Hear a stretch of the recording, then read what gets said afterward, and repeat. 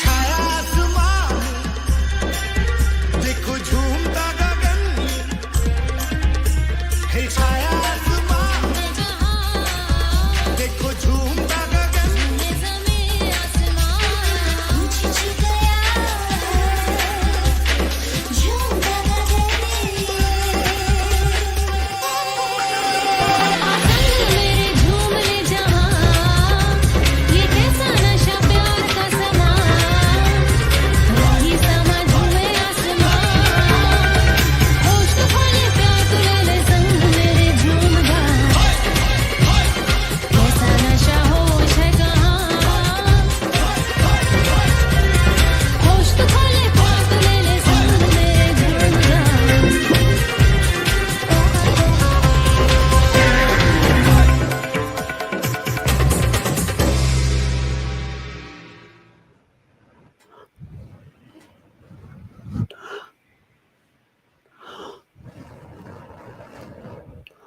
Hello, hello, hello.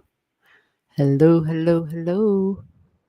Welcome, welcome. It's G. You're in the star room. It's Saturday night. And it is Saturday, May 10th. May 10th. Happy Mother's Day to all the mothers, the fathers, the sisters, the brothers, the mothers from another, and all that good stuff. You know, Boondocking with Dennis made a comment today. And I thought, damn, ain't that the truth? And he was just simply stating, he was saying, Happy Mother's Day to everybody. And he said, he said, I had helped raise a bunch of kids. He's got some of his own kids, of course, but he was actually a Manny, Manny. And he did it for a while. I think there was like 6 boys or some shit. It was a lot. Anyway, he was in these kids' lives for a long time. So they, he's close to them. At least it seems like he's close to them. And he said that they will send him Mother's Day cards, because they're trying to be funny, but not, because he was basically like mom and dad for them. I guess their parents were really rich and whatever and busy and blah, blah, blah. But anyway, his whole point was anybody can have a kid, but it's a whole nother ball of wax to raise them and take care of them. And that's the real work. So I couldn't agree more with anything that he's ever said. I thought, yep, that is spot on. So let me find the chat and see who's all here. We might have a slow night because I haven't, no communications, no previous charts to look at tonight. So we're like free. We're free. Ooh, this is a free for all. We can do whatever we want tonight.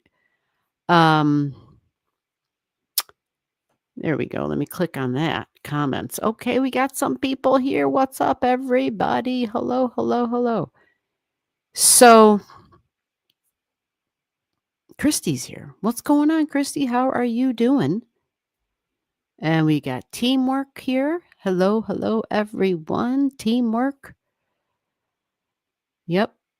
Christy, you're probably busy, I don't know, making something? You think?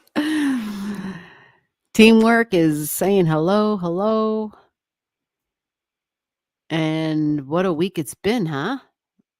Well, it's like at this point we're ready to rumble at any moment, like that's just kind of like the energy we're in. We're like, let's go, damn it.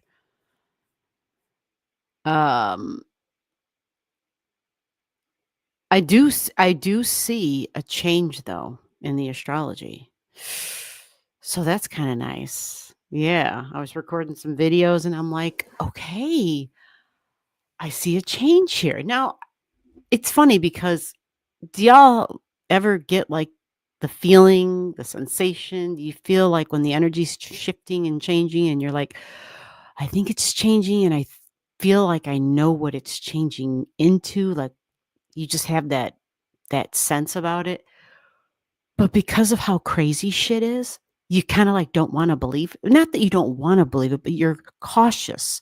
Like, are we gonna turn the corner and things might be better? Like, is that possible? Is that possible?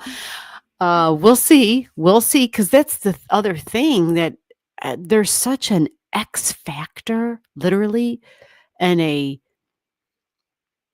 without going on a rant. You know, it's just difficult. It's difficult to say exactly, because you just got people who wanna just be like anything to shock and awe and surprise, and it kinda reminds me like my mom sometimes. Seriously. You just never know what you're gonna get. You just never know. Christy's okay, so Christy, teamwork, Stacy's here. What's going on, Stacy? How are you doing? How's everything healing up? Hopefully well. Teamwork says, I am passing tonight. Thank you. Look at that. Teamwork does she knows the drill? She's ready to rock and roll. And she said, but I'm passing. All right. Thank you for letting me know. Um, Gibson's here. Hey, Gibson, how are you? Oh, and before I go any further, for anybody who wants to be part of the private lives, it's a very limited seating available. Seriously. So if you're interested in that, I do the private lives. It's not on YouTube. It's the last Saturday of every month. You just email me down below so I can give you the details, and the details can change at any moment. So you would want to make sure that you get in touch with me personally so I can answer your questions and guide you through the process of what we got to do to get you in for the private lives. It's a small group, okay? And yeah, I think I have I think there's only one spot left. So if you want in on it, you gotta let me know ASAP. Just communicate through the email. The email is down below in the details, and we'll communicate from there. All right. So let me move along now. Gibson's here and saying, I am passing everyone. Yes, happy Mother's Day to everybody. All the mothers here in the live stream. And, you know, exactly like Dennis said, I didn't have to give birth, but boy, I definitely have done I've worn the apron for sure, you know? And man, it certainly does feel like that in a lot of ways for a whole lot of folks. And how are you, Gibson? And we got Cats 420. Cats, um, yeah, a lot of people are passing. Did you see that? You got your list, but those people, although Christy didn't pass, Teamwork said I'm passing. I see your list here. She's not messing around.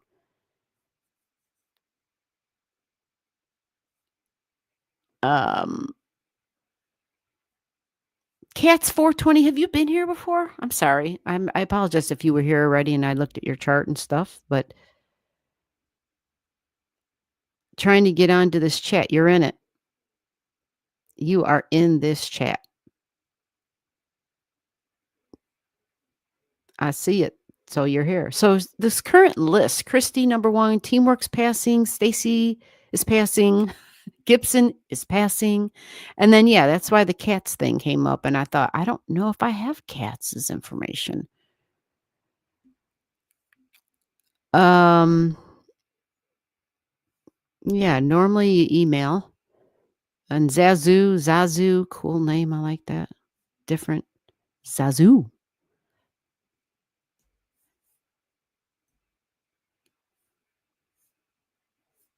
Yeah, Teamwork, just email me and we'll communicate that way. Because, the private lives are new for me. So I'm likely going to be tweaking it as I go along. Like this works, this doesn't work. I'm very big on constantly trying to improve. Like that is just in me. So I'm always tweaking, and you definitely want to just email me and then we can work things out. But if you're more into, a private atmosphere, um, yeah, it's definitely got that sort of energy connected to it. You can kind of go over things in a deeper way there. The email should be right below in the details, right under the video.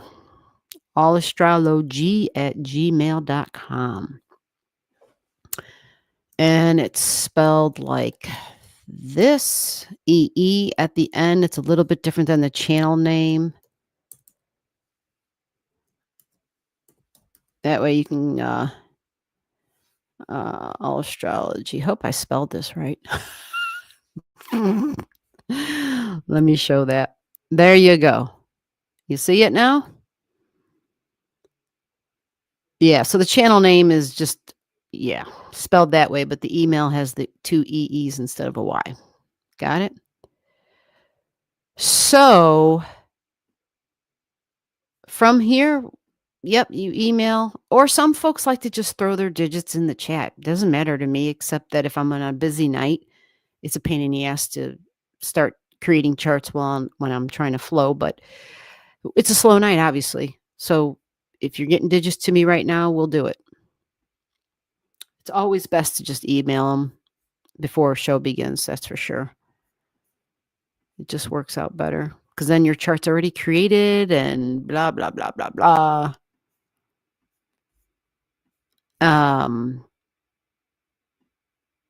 Yeah. Mystic Road is here. All right. We got Stephanie Skipper. What's going on? Yeah, you can get on the list. You see the person with the blue jacket, Stacy. She creates the list. It's first come, first serve. So we go in order, and if it's we'll start creating charts. Get your digits to me, send them to that email, and we'll start looking at charts. We will start looking at charts. All right, I see some emails. Okay. So let me check this list. And let me see. Let me double check back up. Okay, so Christy, I'm just going to get rolling because we got people sending me digits. So let me see, Christy, are we looking at you? Where's Christy? I don't think Christy said pass, did she?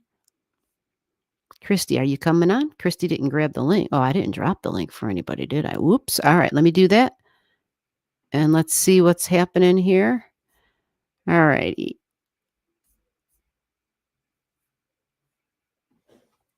And here's the link. Christy, you're first up. You're the first one here, so you are first up. Yeah, you know what? Someone said, hey, G, I love the live. Well, welcome to the live. I don't recognize your name. I don't know if you've been here before, but thank you. And be sure to give the thing a thumbs up. That's kind of how you help the channel. Okay, 17 June, 69, 6:26 a.m. You didn't mess around. Denver, Colorado. Said, I'm just going to throw my shit right in here, which is fine. Some people feel really scared, like to leave their birth digits somewhere. They feel like it's a major security issue for them. And I mean, maybe it is, maybe it isn't. I don't know. But either way, whatever you're comfortable is the whole thing. All right, we got Christy here. So let's get Christy on. And when it's your turn, if you want to come on and actually talk with me while I'm looking at your chart, yeah, you don't have to, but it's always an option because I do not read the chat while I'm reading a chart. I just do. I got two eyeballs and they focus on one. I don't have one over here and one over there. Like it doesn't work that way. All right, let's see what Christy's up to. Hello, hello, hello. Hello, how are you? I'm hanging in. I'm a first-time caller. Well, thank you for calling. And I'm sorry, but we don't have a prize for you, ma'am. Dang. The prize goes to caller number 17. Shoot. Do they still do that shit? I don't even listen to the radio no more, to tell you Neither the do truth. I. I swear I don't. I'm telling you. I I got really Sirius don't. XM. Yeah, I don't know what they do anymore. I just remember somebody mentioned Paul Harvey today, and I was like, "Damn, I remember listening to Paul Harvey." That's an old school name. He was great Well, to listen to. I was listening to him just last week in YouTube. They have like a bunch of his, um, Oh, yeah, all of yeah, his segments. So that yeah. was kind of cool. Isn't he fascinating? Yes, he is. And Yeah. this is the rest of the The story. rest of the story, that's exactly what the lady said. I forget why she was talking about Paul Harvey, and I'm like, "I know that name." Yes. So what's Uh, going on with you? What are we looking at? well, as you know, I want to get back to my happy place. And I'm looking at September or October. How does that look? For traveling? Yeah. Wow. So did you already get the other job? No, no, I didn't. I still got You my were like, same "I'm job. getting another job, damn it." Well, no, I didn't get that other job. But I can't that wouldn't stop you. You would just no, I'm just trying to figure something else out. So, Gotcha.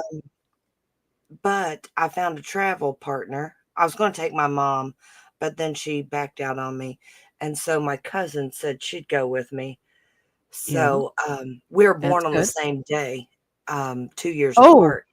okay. So that's kind Interesting. of cool. So, and she used to live over there. So she She wants lived to go in back. she used to live in Scotland. She used to live in England, but she loves Scotland. So Okay, she, well then, yeah, hell yeah. so Hell I was yeah. like, all right. And That would be a good travel partner, someone who knows the area. right. Um, Oh, the good so pubs. yes. Is there a bad one? I don't think there is a bad one. I'm just saying, I don't know. I'm not a person who goes into bars and shit, but I might definitely wanna go into a pub over there. I think pubs are different over there. That's where, Yes, because you eat yes, there. Yeah. exactly. It's way And the different. dining. Yeah. I've watched a few videos. I know these things. I should say, I've watched a few videos. I know everything there is to know about over there. I'm an That's expert now. well, we ate it every night. We ate in a pub because it was like home cooking. Yeah, So, yeah, yeah, yeah. So, but yeah, that's why I'm like, I think I would really like one to go into a pub.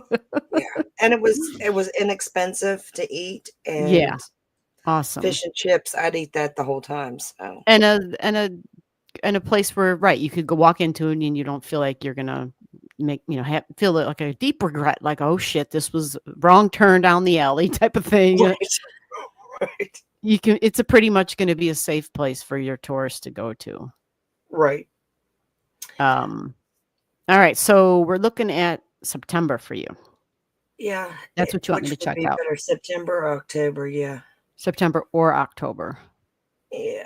Alright, let's take a quick peek at this and see what we can see. I gotta find your damn chart. It's here. There we go. I got the K's finally. Man, I'm really gonna have to start cleaning some charts out. Takes a while.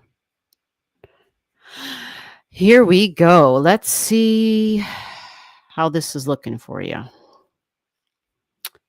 Okay, yes, share screen. Let's do this. Make it happen. Magic. That's Bam. what I'm trying to do. Make the magic happen. Yeah. Okay, so let's kind of get in our time machine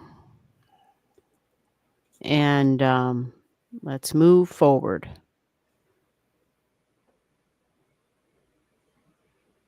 August, September, or October. Yes. All right, let me see some smaller things in your chart. Interesting. Okay. So I don't know why this is jumping out, but this is what's jumping out. So I'm just going to kind of focus on it for a second. Pluto was the first thing that jumped out. And I'm realizing as I'm looking deeper that you have your sun and moon midpoint in your chart is actually in Libra at 2 degrees. Okay. So that jumped out, and I'm guessing, well, I'm not guessing, I'm looking at the astrology now. We got Neptune retrograding at the opposition of that. Okay, so Neptune's in an opposition at 1 there. That's in your 4th house. Interesting. Neptune in your 4th house, because Neptune's foreign lands, right? Yes. Yeah. Well, Neptune only goes to 2 degrees, but it is retrograding in your 4th, and so it's strong. We'll put it like that, because it stays in your 4th. Because your 4th doesn't end until like 4 degrees, and Neptune's not going to break that. Not right. Not this year. The other thing is the Pluto retrograde, which is a trine because it's retrograding. So it's strong. Pluto is strong, and it's in your 3rd house of travel. Love it. But yeah, it's in the 3rd house of travel. That's local travel. Jupiter for you is going to be in, you know where Jupiter's going to be? Where? Yeah, it's really wild seeing this, but yeah, Jupiter's sitting in your 8th house. Jupiter's the airplane. I'm going to travel, go on vacation. Jupiter's sitting in your 8th house. Let me see what the aspects are for you. Okay, so it's trining your ascendant. That's nice. It's trining a partnership in Juno. That's nice. We do have Saturn retrograding back into Pisces at 29. Okay, let me see. Because Saturn is all the restrictions and stuff. Let me see. Saturn is in your 4th house, and that's not going to leave your 4th house anytime soon. Okay, 28, 29. You do have Uranus going through your 1st house. Okay. All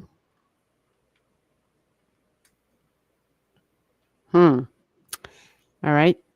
I'm just looking to see if you have anything that's going to create craziness for you. So here's the thing. Like I just picked any old day in September. I just moved ahead by the month because we're on the 10th of May. And well, here we are on September 10th. And we've got the Sun and the South Node. They're exact at 18.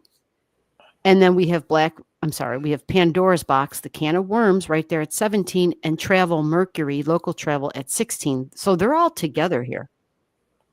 This is in your 10th house of this is my goal. This is my plan. And well, you've got Mercury and travel and the details. So your Mars is right here at 18 degrees, or is that 16? 16 degrees. So you got that's an orb, isn't it? You got Mercury conjunct your Mars, like it's on your damn Mars. So Mars is taking action. Mercury's the details, the travel plans and whatnot. This is part of your goal, but it's also work and your goals, your long-term goals. And I'm assuming like getting work off is not a big deal for you, like as far as scheduling and stuff. No, I can do it. Yeah. Okay, let me check out where's your, okay, yeah, because your Jupiter's down there. You're, okay. All right, so what's kind of, yeah, okay, and then you got Juno right there. All right. So to me at this time, now, well, I still got to go and look at the other month. If I go in October, it'd be right around like leaving on the 30th of September, and it would be like the first, I'm going to say 15 days of October. Oh, so you're, okay. If I haven't booked it yet, but those are the dates that I was looking at. You're looking at the end of September and the beginning of October is what you're saying? Well, she said September, and then I said the end of September, middle of October. So I'm just looking at either one of those things. Okay. Well, I'll put it to you like this. Once you get into October, the Mercury has now moved away from the work in the midheaven, and it's now in the 12th house of foreign lands. Mercury and Mars are there together of traveling overseas. You know what I'm saying? And the Yes. Scorpio energy that you have in your 12th house. Matter of fact, I've got October 10th on the chart and Mercury's sitting right on your freaking moon. Oh, Wild, right? yes. Going home, right? Oh, yeah. Yeah. But let me look at some other things because we do have the South Node in Pisces. I'm sorry, the North Node in Pisces. And what's kind of fascinating is the North Node, of course, at this time, actually a month back, it would have been getting really close to your Juno and your Jupiter. And this looks probably more likely end of September going into October is when this makes more sense. Did you look at like your chart or anything? No. Or in just your mind you were like that would be a better time, that's when the weather's I, better or whatever the hell? I when I've been looking for plane tickets, that's the dates. Ah, well, you know what? The North Node, beginning of October, like I said, end of September, just in the timeline that you said, the North Node touches, it starts becoming conjunct your Juno and your Jupiter in the 4th house. And so that North Node that's where we take action. That's where something begins. And well, Jupiter is getting in the plane and traveling, and you've got Pisces in the 4th house. It's kind of like that same combination. You're going to travel to your home, I love that place. the home that's the home away from home. Yes. Yeah. So there's just a lot of water energy that lines up here. Mars again in Scorpio, and then Mercury joins it. Mercury's going to get there for you. Yeah, it's probably going to be, what is it, like October? Okay, you do have 0 degrees there. Yeah, it's literally like once we get to like October 6th, October 7th, Mercury goes into your 12th house. So again, 12th house in Pisces energy, foreign lands and foreign countries. And you've got it there. Like it just lines up with all the water. Yeah. And that's with this transiting Jupiter, of course, sitting in your 8th house, a blast to the past, right? Yes. Because that's what happens when you're there. I know that's You've got a deep connection with it. So there is a lot of this water energy and support in Jupiter that kind of transports you there. I'd go tomorrow if I could, but right. I gotta wait. The other thing too is now Saturn does it's now at 27, so it's actually trining. It goes all the way back to 25. It's retrograding here at 27. Well, that is a nice trine to your 9th house of vacation and travel. You have a 27-degree 9th house cusp line in Cancer energy. Oh, wow. That's what I'm saying. You have quite a few things that kind of line up where this looks like a better time. When I see a person's midheaven, that's not like go on vacation energy. You follow? Right. I mean, it can be, but definitely it's just different. It's Virgo. It's pretty plain and mundane and taking care of it's more like planning, and getting shit together and like, making sure you got your outfits and whatever and whatnot. Do you know what I'm saying? Right. But when Mercury and Mars and the water just lines up, this is more like, yeah, you're definitely somewhere else at this time. I mean, you don't want to go travel and have it feel like work. That's what happened last time. Right. You cut that shit short and you had to come home, and you don't really want that to happen. No. So my only caution this time would be that even though Saturn's creating a trine, it is a retrograding Saturn, so it's strong and it can create restrictions because that's what Saturn does. And Saturn does create it, it rules time and it can slow things down. And then so you were thinking till October what? October 17th coming back. Wow. Okay. So like 3 weeks there, huh? yeah, I've got that credit, So and hubby's okay with that, huh? She's like, I'm going regardless, damn it. you know me. You so know me. Well, you've Yeah. only told us 1,000 times. It's my way or the highway. It's Yeah, basically it. he's Okay, so watching Doug, and I'm good. So here's the thing. On the 17th in your chart, you can see this here. Mercury and Mars are conjunct. So, let me double check some other things. Mars is your great malefic. yeah. So that would be a caution for travel because Mercury is travel. And then it's conjunct Mars here. But you have very strong trines at these degrees in water. You follow? That The might just node, be the upset north I'm node going is at home. 17, so it's trining Mercury and Mars exactly. You see that? Yeah. Yeah. It's trining those exactly. So, when the north node is part of the picture, that stuff happens, in Pisces, in the Jupiter and the traveling and far away and getting on a plane and having to travel over the ocean. It makes, that stuff happens. So That from could this also mean glance, I'm sad I'm going home. well, yeah, it can be that. I mean, because it's definitely, the subconscious kind of stuff. Mhm. And then the wounds and it's Scorpio energy. So Scorpio in general talks about the trauma and the history of the past. And that place does have that for you within your Right. family and stuff. So yeah, there's like a little bit of all that in there for you. But let me see if there's anything else. Okay. Well, here's the other thing too. On this day, the moon is conjunct the south node. Holy shit. So the thing about that too is your natal Mars is part of this. The moon, you see this shit? The moon and the south node are together and your Mars is right there. Wow. This looks to be, I mean, because Virgo is not real emotional. It's a little bit more logical and practical about things. But the big part of this is your own nodes.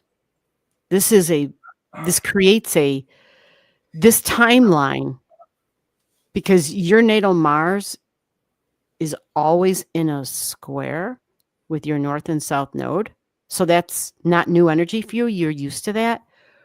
But the difference is now you have that your north and south node being squared by the north and south node up in the sky.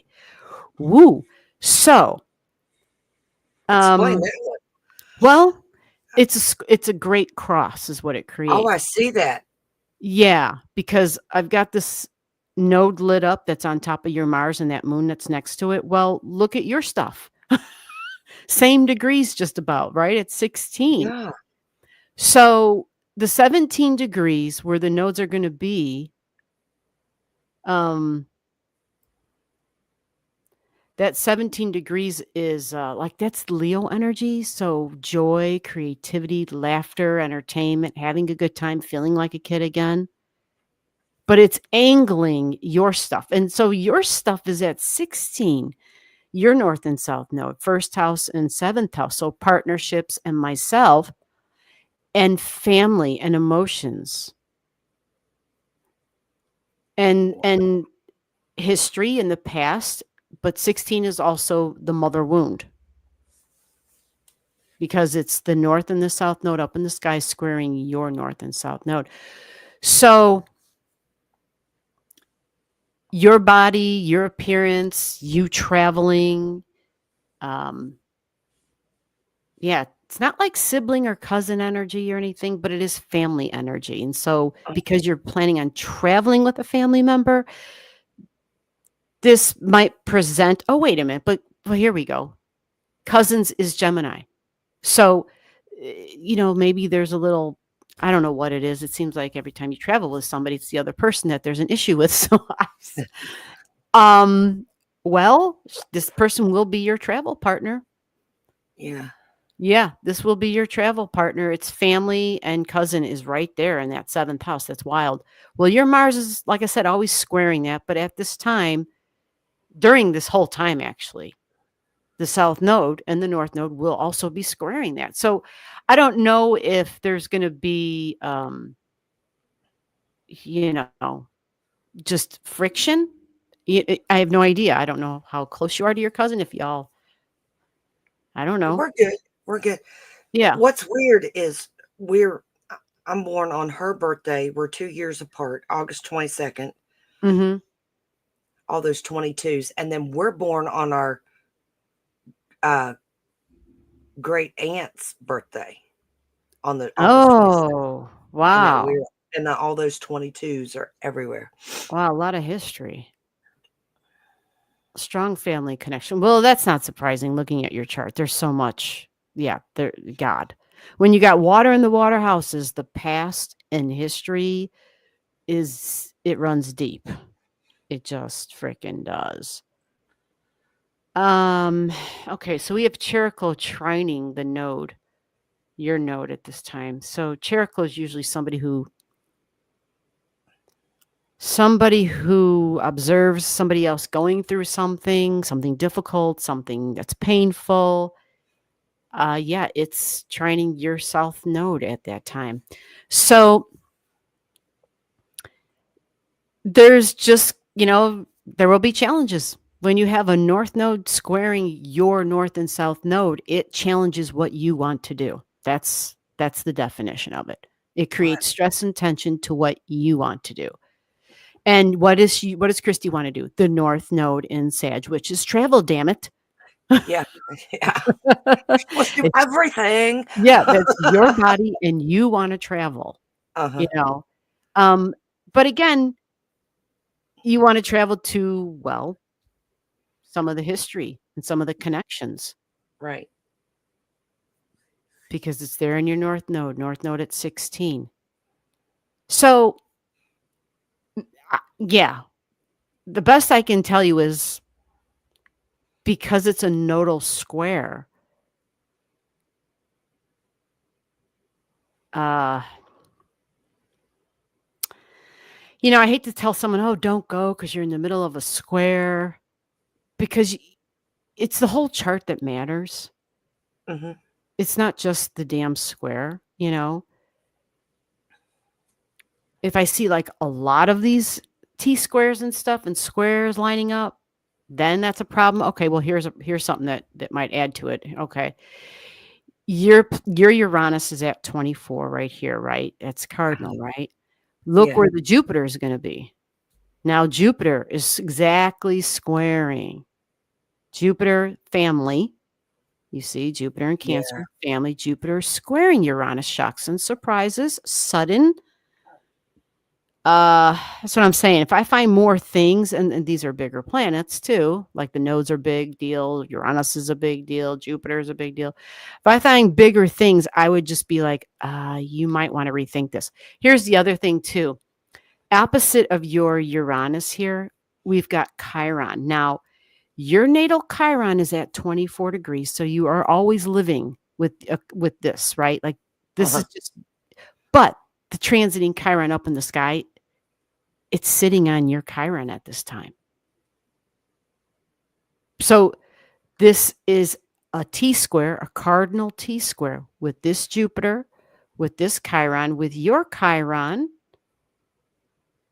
and your Uranus. You see? Hmm. So again, when you hear me say square, T square, it's stress and tension. But that's the day I'm planning on coming home. It is, but these are not fast movers. Oh. Jupiter's not fast, Chiron's not fast, your natal Uranus isn't going anywhere. And look at this shit. The day you were planning on coming home, the sun is right on your Uranus. I mean, this is going to happen regardless of where you're located, but Right. but you know, along with all of this is Uranus itself is also airlines, the plane, right? Actually, Yeah. the the hardware that it takes to get us up into the sky. Right. Well, remember now, Uranus, Uranus is now in Gemini at this time, and it's already begun retrograding, and Uranus is at 0 degrees in your 7th house. And that takes me back to where I began. Right. Which is, I saw the Libra and I saw the Pluto stuff. The Pluto is now at 1. Your midpoint for the sun and the moon are sitting here at 2 in Libra. By the way, Pandora's box is now at 0 degrees in Libra, can of worms. And we got freaking Uranus here at 0. So this is a trine, but it's a trine that includes Pandora's box, Uranus, and Pluto. So what does that sound like? Sounds like a good time. Well, okay. So that you know what? As long as you're going into it eyes wide open, then my job is done. I'm just saying, we have to figure out, okay, where do I want to be when this goes out, when all this takes place? Don't stand too close to me. Yeah, well, so, I mean, who knows? But the technology stuff and inventions and traveling, it is a trine, but it just looks like it's also, let me see. Yeah, I wouldn't. What's your Selassie at? Let me check on this down here. It's at 3. Okay, so it's not like at a low degree. All right, let me see. The Pluto is going to be. Yeah, see. Lord. All right, let me look over here for you real quick. Yeah, so it's a really good possibility. We'll put it like this. Even though the sun, like you said, if you back it up a few days or you go forward a few days, the sun's not sitting on your Uranus, right? Right. So you take the sun off of your Uranus, you take it out of the picture. It doesn't activate your Uranus energy then, so to speak. Leave earlier. Well, that might be the thing. Yeah, that might be better to make an adjustment. I'm writing that down. Because even Pluto, even the Jupiter will back up a little bit if you can maneuver to leave maybe like the last. I can't remember when in September you said, but if you can maybe move the trip up a little sooner, so that these bigger objects are not sitting on your damn Chiron and not, you know what I mean? Like you just had stuff really strong. I'll be home before the 17th.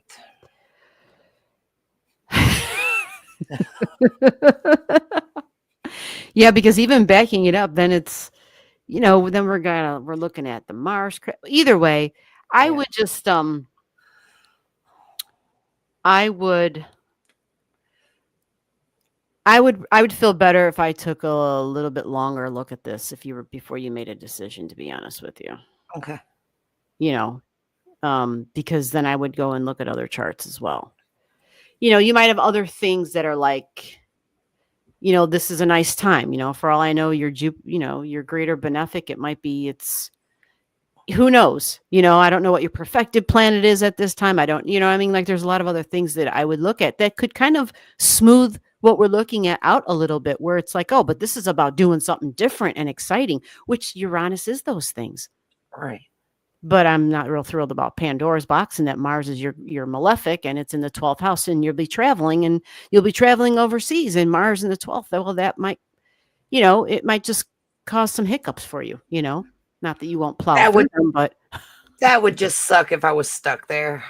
Well, you don't want to have any issues like, okay, so maybe that's a prime time for you to go then. I guess I get what you're saying. You're not going to believe it, but my flight's canceled. They don't have another one for another month. Can you believe this shit?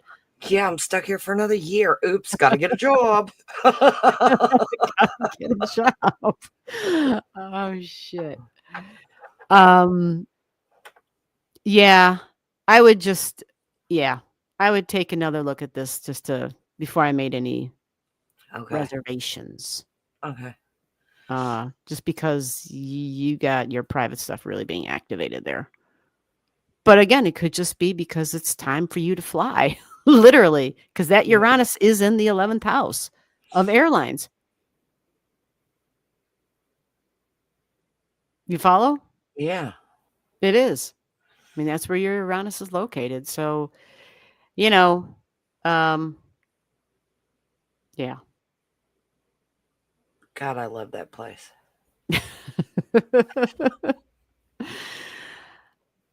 Well, we'll have to look at it again. Okay. Because I think it would be smarter to just take a look at some of those other things just to and even the timeline. There just might be a better timeline. That sounds good. And maybe it's sooner. Even though Okay. stuff's not going to be in the 12th house sooner, like in that front end of September. Well, then, unfortunately, maybe you take a trip that feels like work as opposed to shit being almost shockingly crazy, Right. where you might get stuck somewhere. Right. You know? But Okay. yeah, I we'll take appreciate another look.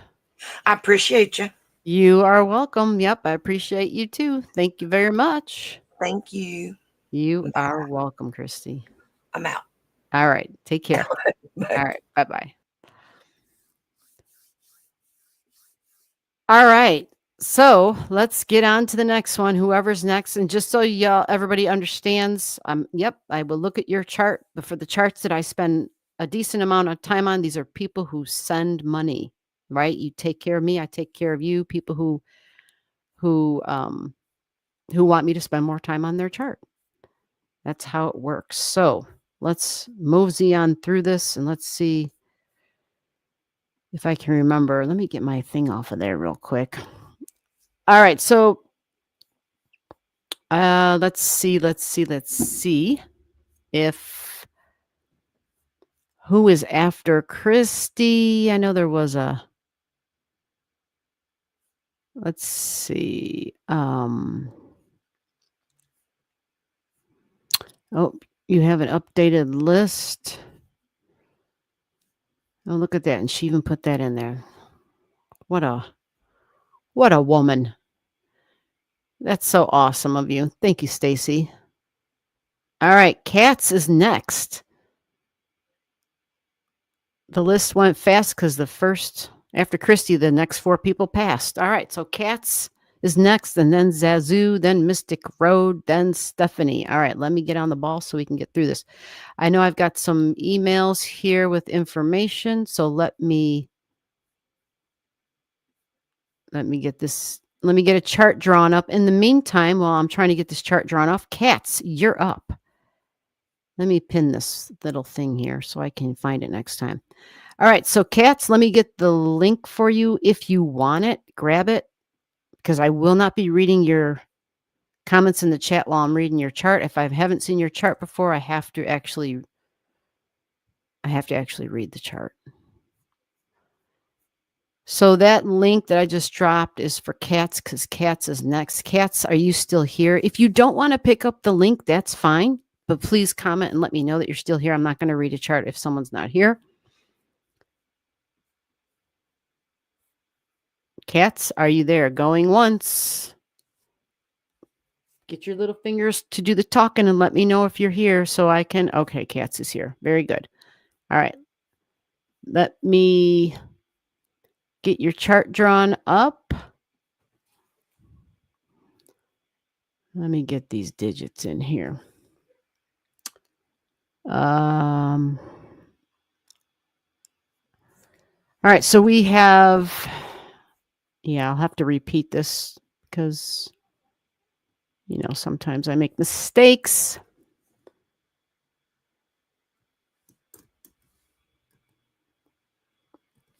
Yeah. So we have July 31st, 1981.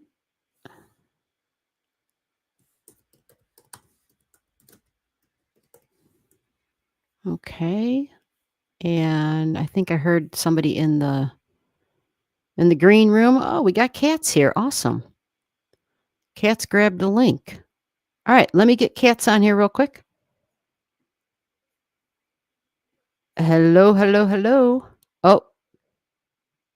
Oh, Cats, you muted your microphone. You got to unmute your microphone. I don't have to see you, but I need to hear you. If you're going to be there you go. You did it. Very good. Oh. Hello, hello. Can you hear me? Are you there, Cats? I heard you for a second. It's Oh. it's echoing real bad, so I might not do it. Oh, the people in the chat will tell you how to get rid of that. I don't know how to do it, but they do. They've done it. Christy, how does she get rid of the echo? I think you have to. I think they say to close out. What is it? I don't want to tell you the wrong thing. They'll tell you how to get rid of the echo while I'm drawing up your chart. So I close the YouTube. Maybe that'll do it. July. Yeah, I think that's what they said you do. That sounds right. That way you don't hear that echo. And as long as you're close to your microphone or whatever device you're using, that way we can clearly hear you. July 31st. And I spelled July with a K. Yeah. Sounds like something I would do. 9:09 p.m. All righty. Awesome. Okay. 9:09 p.m. and all righty, San Francisco.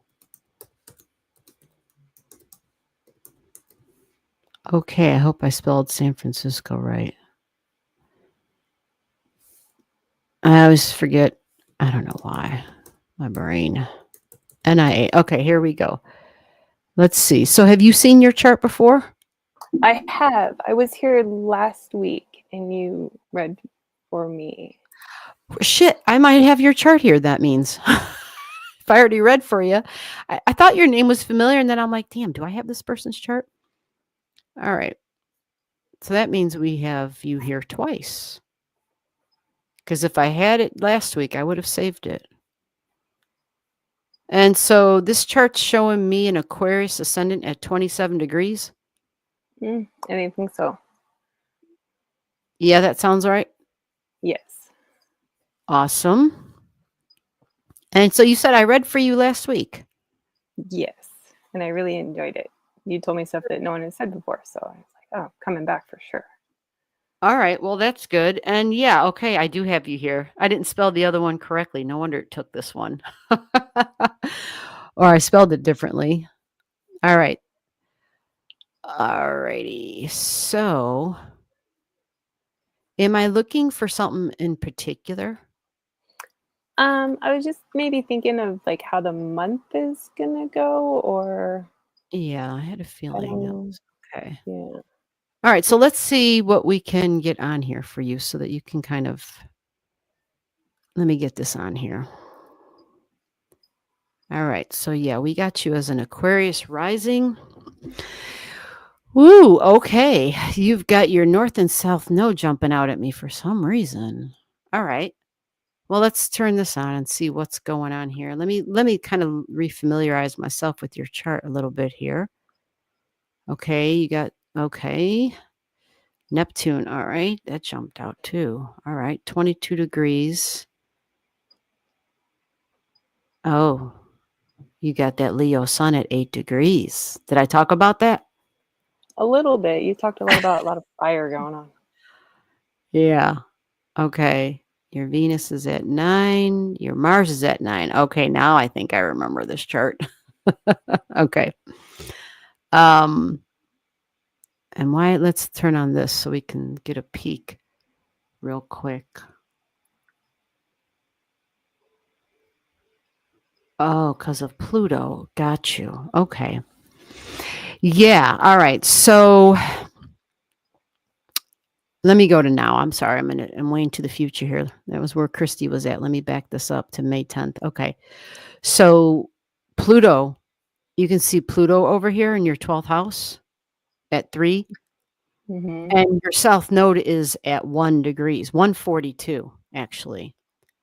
So since that's what jumped out at me, I'm going to just move this ahead because Pluto's going backwards. Okay. Well, Pluto shows us what's been hidden, the buried stuff. And it's in your 12th. So that's the subconscious. Okay. It's in the group energy, Aquarius energy. So this can be an authority figure, but it can also be friends. And these can be people where there's this soul connection, not really. I mean, yeah, you may know these people in this lifetime, of course, but there's also another connection there whenever we look at stuff in the 12th. And because you have a south node there, well, you have definite history with 12th house keywords. So what's 12th house? Like institutional energy.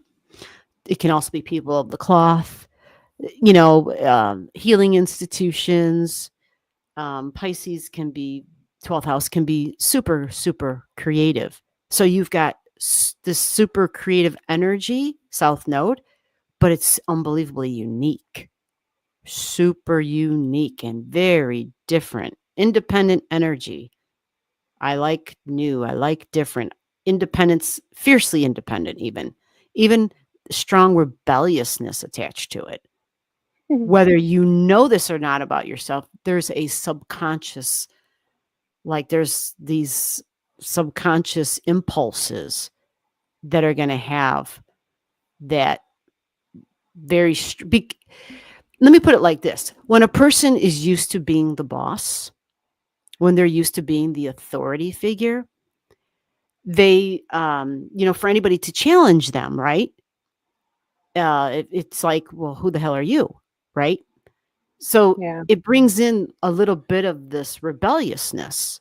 So if you have history with that, even though you could have boss history in this lifetime, but there's definitely, I'm the authority figure, I'm the leader in your soul's history. Okay. And this Pluto activates that. So sometimes this would be extreme freedom suddenly. Sudden extreme freedom, sudden independence, because Aquarius energy can be really shocking. It can be sudden, like lightning bolt energy. So the Pluto factor then shows us things. It reveals things to us, the hidden, the esoteric, and the past. And that's Pluto's job. And what it does is it reveals Aquarius tendencies because it's an Aquarius, you see. So this tells me that you probably have some subconscious tendencies, like being possibly, I did mention rebellious already, but the taking charge and being like first, and not being a follower, but being more of a leader type of thing. Even if you don't want people actually following you, it's more of, I just want to do it alone because that's my superpower.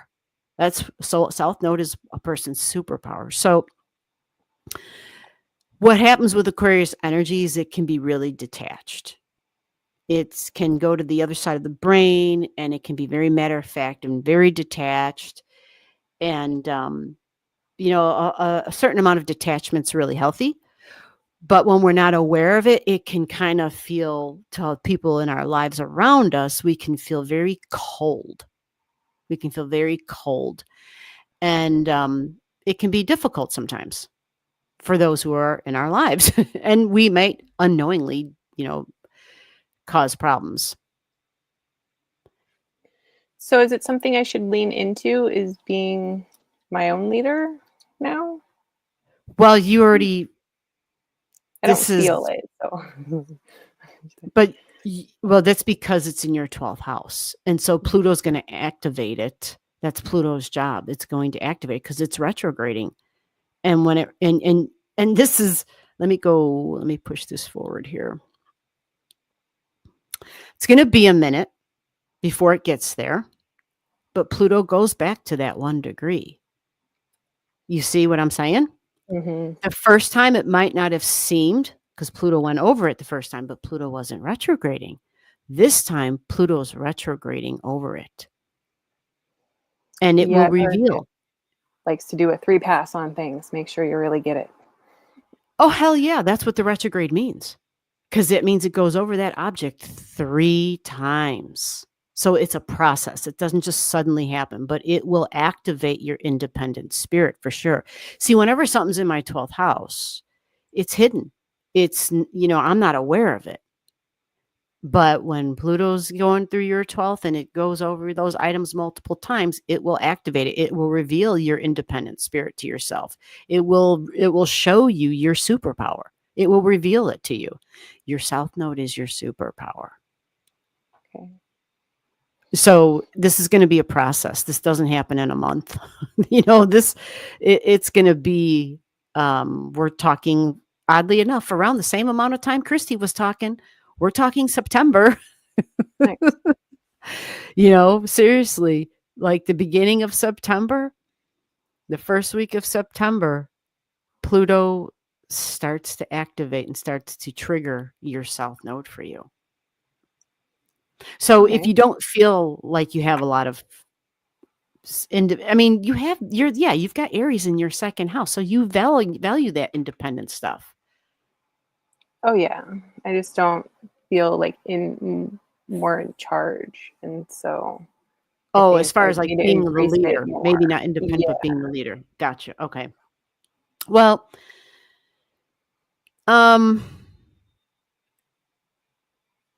well, let me go to now then, because that's going to be in the future and that will unfold in its own timeline. There's nothing we can do to rush that. It's actually best to just kind of trust that timeline that it's on. What I Mhm. will tell you is, okay, so Jupiter already passed that. Jupiter is going to, what degree is your Mars? Hold on a second. Oh, that's 9 degrees. Okay. I think I already said that earlier. All right. Let me go forward a little bit here. 3, 4. Okay. End of May-ish. Is this really more of a personal thing or a professional thing or both? Because work I guess. kind of becomes part of the story here for you in a month. Yeah, I feel like I'm pretty absorbed in my work, and I don't have much of a personal. But I'm Okay. okay with that because I've Yeah. never really focused on my work before, so it's a new Yeah. thing. Well, that's probably good then, because work is money. All right. So your North Node is 1 degrees over there in Leo. And so Saturn pretty soon is going to be entering into Aries energy, and Saturn represents work. And you have a 1 degree Leo North Node. Now, 1 degrees is a leader degree. It is a leader degree. And the North Node is really where you're supposed to focus. That's what you're supposed to lean into. And it's Leo. This is creative energy, Leo. Entertainment, creative, laughter, fun, children, feeling like a kid again, playing games, even sports. It's Leo energy. Okay. Really colorful, artistic. Leo can be highly dramatic. You have it in the 6th house of mundane Virgo energy, where it's not flashy. So it's a mixture, right? But this is pets. This is health routines. This is what you're supposed to lean into is your North Node. And Saturn and Neptune create a supportive trine to your North Node. And this is not a quick thing because they touch your North Node, then they retrograde backwards. Right? They retrograde, then they're going to do the same thing Pluto's going to be doing. So you're in a process of changing and evolving. This isn't like, okay, this is happening in a month. No, this is the big planets are making direct contact with big items in your chart. So this is just a time of change and growth and evolving for you. That's what it feels like. So That's what it is. When the big planets are touching, because a node is a big thing in a person's chart. It's a big deal. Your North Node is what your soul wants you to do. Like you come in with a certain objective. And the creative Leo stuff, and sometimes Leo energy can be people who cut hair because it's Leo. It can have to do with costumes. I mean, I'm just trying to give you different examples because when people are trying to activate their creative stuff, so many people, if they're not already using their creativity, they're like, no, I don't. And they're kind of like, it's a blank stare. like I'm talking to nobody there, and like it's not making contact. And so for a person to activate their creativity, you kind of just got to experiment and just kind of dive in, and you can be creative in a ton of different ways. Virgo was really practical. She did so with Leo making shit. They do like crafting. They, they do all like the details stuff, which could be sewing. That's why I mentioned costumes. But again, pets are involved, but play and children, I mean, and health. Health is part of this too. So you kind of are going to have to start experimenting. Yeah. Because it sounds like that's what you like need. Yeah, That's that's what you I'm missing. do something for you, because Leo's also about joy. Like, where's my happy place? Do you know what your happy place is? Do you know what makes you happy? Like these are some things that are basic, but they're really important. They're Yeah, really they're big important. questions. It's like, I can't answer those. You can or you can't. I cannot. Okay, well, this is the task at hand. This is where you're leaning into, because the 1 degrees is self. It's not just leading, but it's about me too. And so you're discovering all this. And I was at this point at one time where it was like I didn't feel like I grew up in a super creative family, and just create the typical creative stuff, whether it was music or playing an instrument or coloring and painting or whatnot. Like I didn't feel like that was strongly supported. And holy shit, like I ended up taking like an art class, and well, it kind of got triggered before then, but I ended up taking an art class, and it was like I was like this baby, like I was like, okay, this is so foreign to me, but it was the best thing I ever did. I was Yeah. so happy I did it. I was like, oh my God, I effing love this. And it doesn't mean I have to be Michael fucking Angelo. Do you know what I'm saying? I really felt joyful doing it. Mhm. And I still do. And it's not about, can I sell it? I mean, it's great, sure, if somebody wants to buy it, but it's about the place that it puts you in, the happy Yeah. place. So some people do this with food. Mm. Mhm. Yeah, Yeah. Leo Yeah. normally likes food. Oh, really? Oh, I that's know. where I get that from. Okay. Yeah. Well, Taurus energy though, too, second house is Taurus energy, and the Aries energy you got there is just, yeah, it's going to dive right in. But you also have Taurus in the third too, Taurus in the second and the third. So the food on the mind, desserts, Venus loves sweets. But another friend had mentioned when they got their creative juices flowing, it was with cooking and baking. And for them, it was like, oh my God, that like they started really getting into it. So sometimes you just have to try different modalities, like different things, to find how you can be creative, to find that happy space. I accept the And challenge. yeah, that's your mission right now. Thank you. Makes it better. I don't know why my brain, like knowing that it's actually what I'm supposed to be doing, helps me motivate, I guess, to do it. Well, the confirmation, Mhm. everybody needs the confirmation. There's no doubt. And especially if it's a territory that we are totally virgin, like we're like, where do I begin? Where do I begin?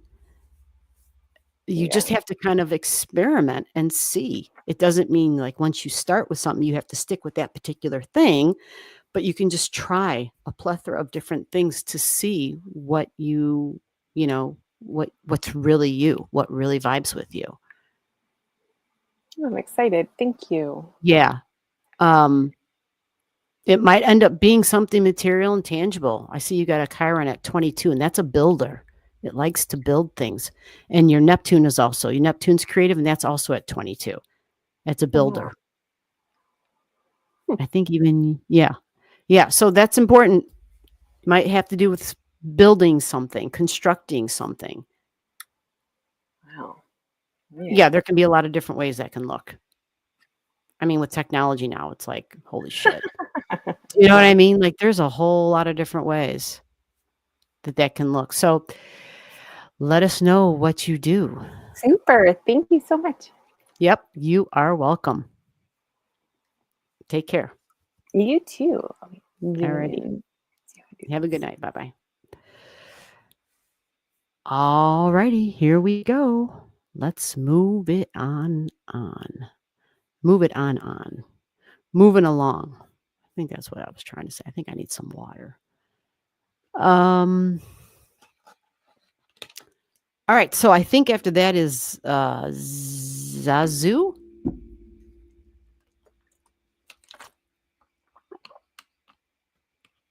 Thank you, Stacy, for writing an updated list. I greatly appreciate that. Zazu. I don't, you must have sent me. Let me go check the email real quick here.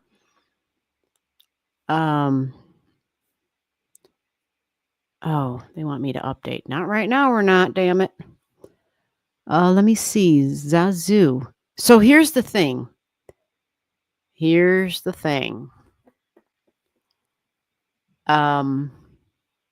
If you sent me an email and it doesn't match the name in the chat, I have a hard time connecting those dots.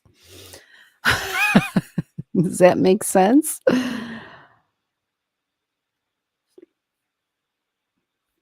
All right, let's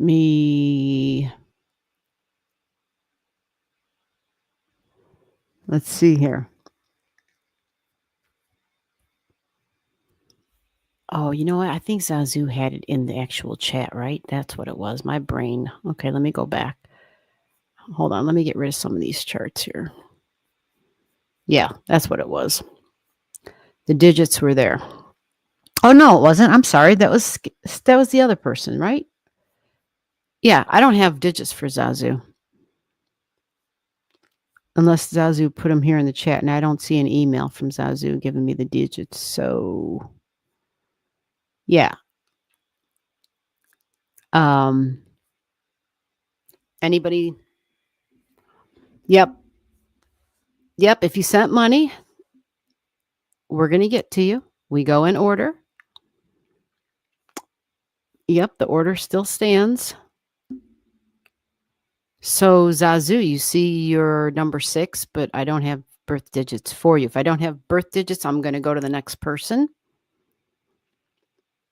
Because that just makes sense. I can't create a chart without digits. Unless I'm wrong and there's digits here in the chat somewhere, but I don't see an email from Zazu giving me digits.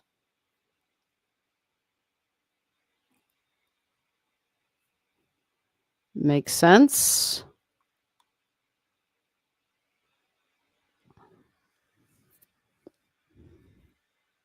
All right. Let's see. Hey, Lou S. I see Lou S. is here.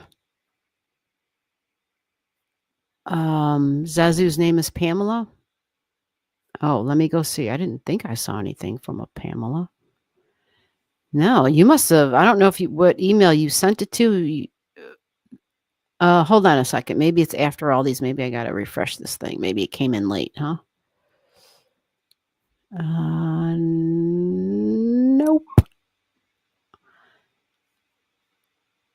Nope. Nope. I don't see it. I see Kat. I see Francesca. I see Jacques. Yep. I don't see nothing from a Pamela. So you must have sent it to, maybe you got one of the, you know how emails work. Oh, you got it in there. Okay. Otherwise, I'm just going to move it on. November 30th, 10:43 a.m. or p.m.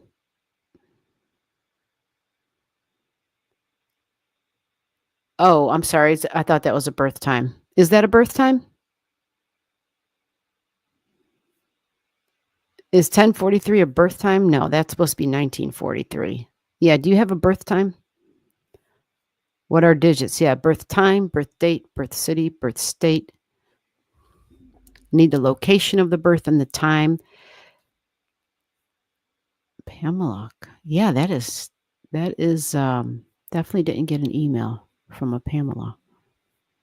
All right, so here's the deal. Once you get your digits together and you have your birth time and your location, you let me know and I can create a chart then.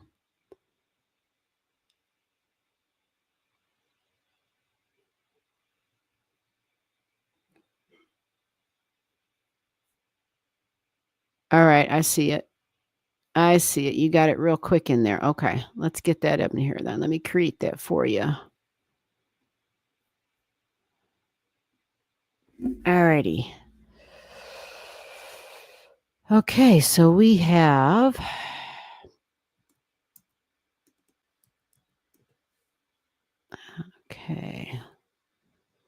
November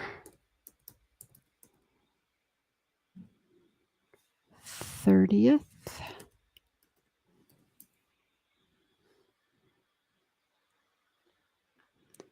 And 5:15 p.m.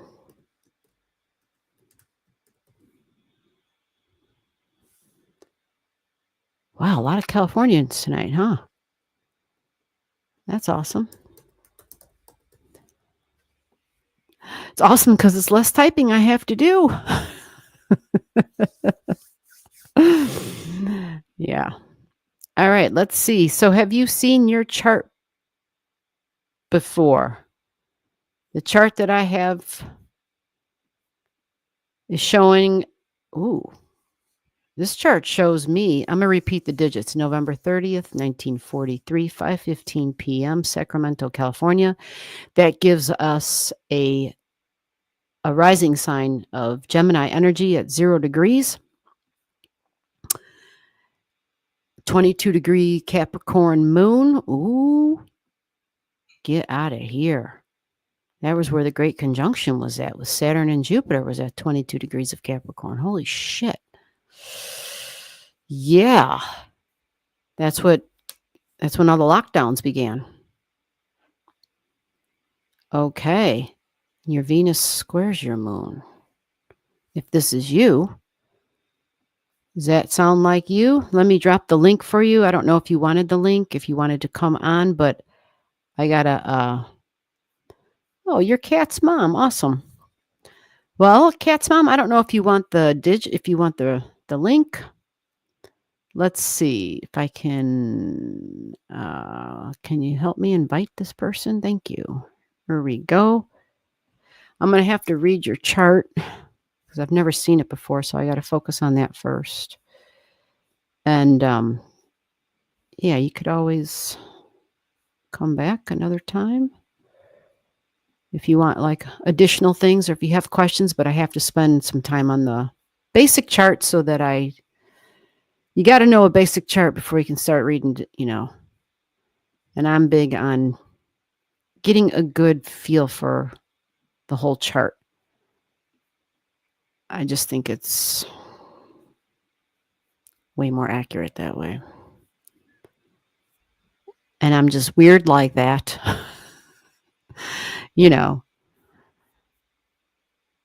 Instead of talking gibberish, it should match who you are. Okay, so let me get this big chart out of here and get this little chart up here. And let's see if it'll let me get you saved. Okay, so let's get that to there. And let's take a peek. Okay, so did you answer if you were a 0 degree, if that matches? I'm sorry. Oh, she said yeah. Okay. Great.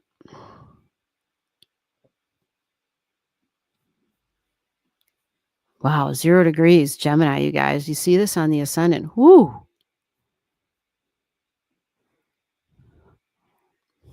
I'm curious, when you talk, do you talk with your hands? Or have you been known to do that? Some people just don't. They don't, and here I am because I don't know. It's just like an extension of who I am. I didn't thumb up the live. I got to give the live a thumb. Did anybody else put a thumb for the live stream? I think I mentioned it earlier. I always I'm big saying, hey, yeah, do it. But I didn't do it for. Okay, Zazu grabbed the microphone. Wow, good for you. Let me get her on here. Bam. Oh, okay, they're connecting right now. It says you got to connect your microphone. Let's get Zazu in here. Happy Mother's Day for all the mothers that just started watching the live stream or that just popped on, or whether you're a female or whatnot. It's a day to honor, to me, the most serious, most important job in the world. Seriously. That and teachers. To me, I just feel like I have so much respect for both, because shaping and molding the little people, the future of the world, I think it's so important. Zazu, are you yes, I would love to hear about, well, and forever. Well, we're just gonna take a peek at your chart, because I got to understand the basic chart. And wow, so this is showing Saturn on your second house cusp line, like it's right there. Holy shit. And you have a retrograding Saturn and a retrograding Mars. Oh my God. And a retrograding Uranus. Holy shit. In your first house. Wow. So when you were teeny tiny, a lot of folks who have Saturn in their first house, especially if it was retrograding, when they were really small, they usually have restrictions of some sort, maybe with their knees, the bones of the body, could even be teeth, braces or whatnot. But when you're this small, yeah, this is like you don't have teeth yet. Well, no, you might have teeth by, yeah, it's the whole first. Because I forget. Babies can break teeth early. So yeah, you definitely have some teeth at this time. But yeah, Saturn is the hard parts of the body's skin, can be Saturn as well. But you also have a Mars retrograding. Some intense energy here, amiga. A Uranus retrograding, all in your first house. Shocks and surprises, sudden, extreme, new, different, super unique. Let me see what we got as far as, oh, wow. Look at this, you guys. She's got Pluto in Leo at 8. But look, conjunct her north node. Holy shit. Holy shit. I know my mom has Pluto in Leo and she's got it at 0. And boy, these people, you don't mess with these people. Yours is conjunct your north node. I'm like, damn. Yikes. Wow. This makes for a powerful, an intense and powerful communicator. Third house, right? Wow. Very lively. Just, whoa. To me, larger than life. Oh my gosh. Yeah, my mom's is kind of different in her location and stuff, but hers isn't at 8. But it's interesting because, your Pluto's retrograding. My mom's Pluto is not in a retrograde. And holy shit. Wow. The Pluto and Leo generation, you don't mess with those people. Like they are it's just the king of the jungle on a whole nother level with the Pluto power. So a Sagittarius Sun and Mercury and Sag. Okay. Yeah, Saggy can, it's adventurous. It's adventurous. And yeah, 4th and 10th house cusp lines are also at 8 degrees. Holy shit. So the 8th house, number 8 in general, and that south node at 8, damn. So having the astrology and the esoteric and the mysteries of life, like the subconscious stuff, and wow, like that's all the 8 degrees. Yeah, that's all the 8 degrees. Having this here too, there might be some oh wait, are you waiting to come? Oh, let me go back. Let me see. Let me see if you're here. I'm sorry. It looks like I didn't hear a click. Hello, are you there? I am here. Oh, you are. All right. I didn't know. I normally hear a click when it actually. Well, my daughter brought in her laptop because I'm kind of tech stupid, and so I'm looking at her laptop right now and hope to be in better shape next week. All right. Well, you did it. You made Well, it. You're here, and I Kat can hear did you. it. That's phenomenal. All right. So you said you hope to be in better shape next week. Yeah, meaning better able to communicate with you and the group, and Okay, gotcha. also my life. Well, that was what I was kind of feeling you were talking about, even though Yeah. yeah, that's kind of what I was. Yeah. Um.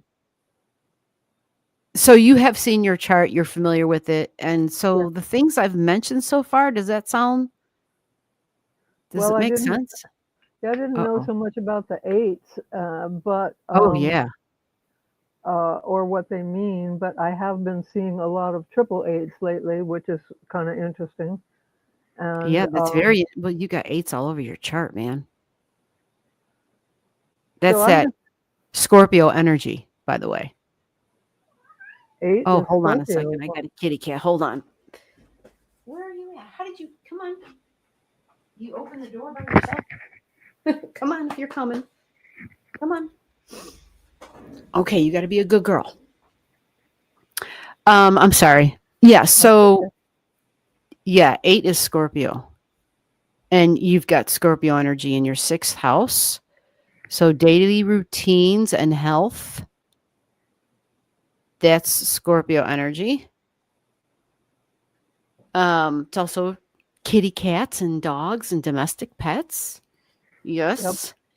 It's Yeah, more specifically, we think of Virgo energy and health, we think of digestion and just like some of the stomach issues and stuff like that with Virgo energy and the details and health routine and that kind of stuff. So did you have like a question as far as, I don't know, you were about to say something, I had kind of cut you off there. It's just that I've been dealing with. This is the first time in this incarnation that I've been 81 years old, and I'm just not quite used to it. And I'm dealing with a multitude of weird health issues, and skin is one of them. I have excessive bruising. I had cardiac surgery in November. I have neuropathy in my feet. I just have this litany of shit going on.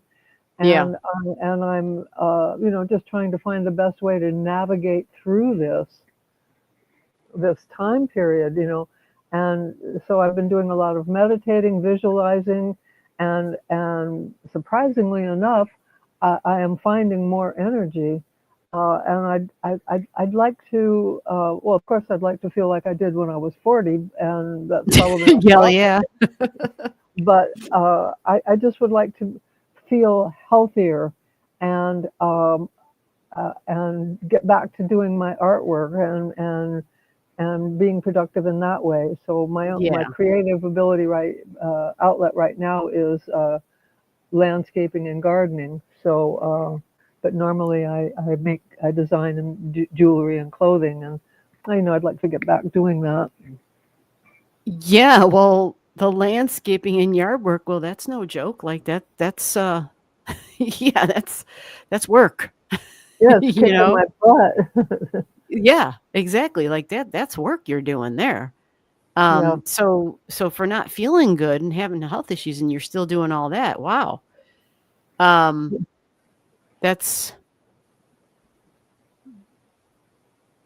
says a lot to all that power I spoke about. Yeah, I'm pushing myself because I'm just telling myself that I can do it, and To push uh, yourself through it. Yeah. and as I'm working in my garden, I make up songs, to motivate myself, and I Yeah. do Ho'oponopono and Yeah. forgiveness things and all those kind of things while I'm working, and that seems to be helping me right now.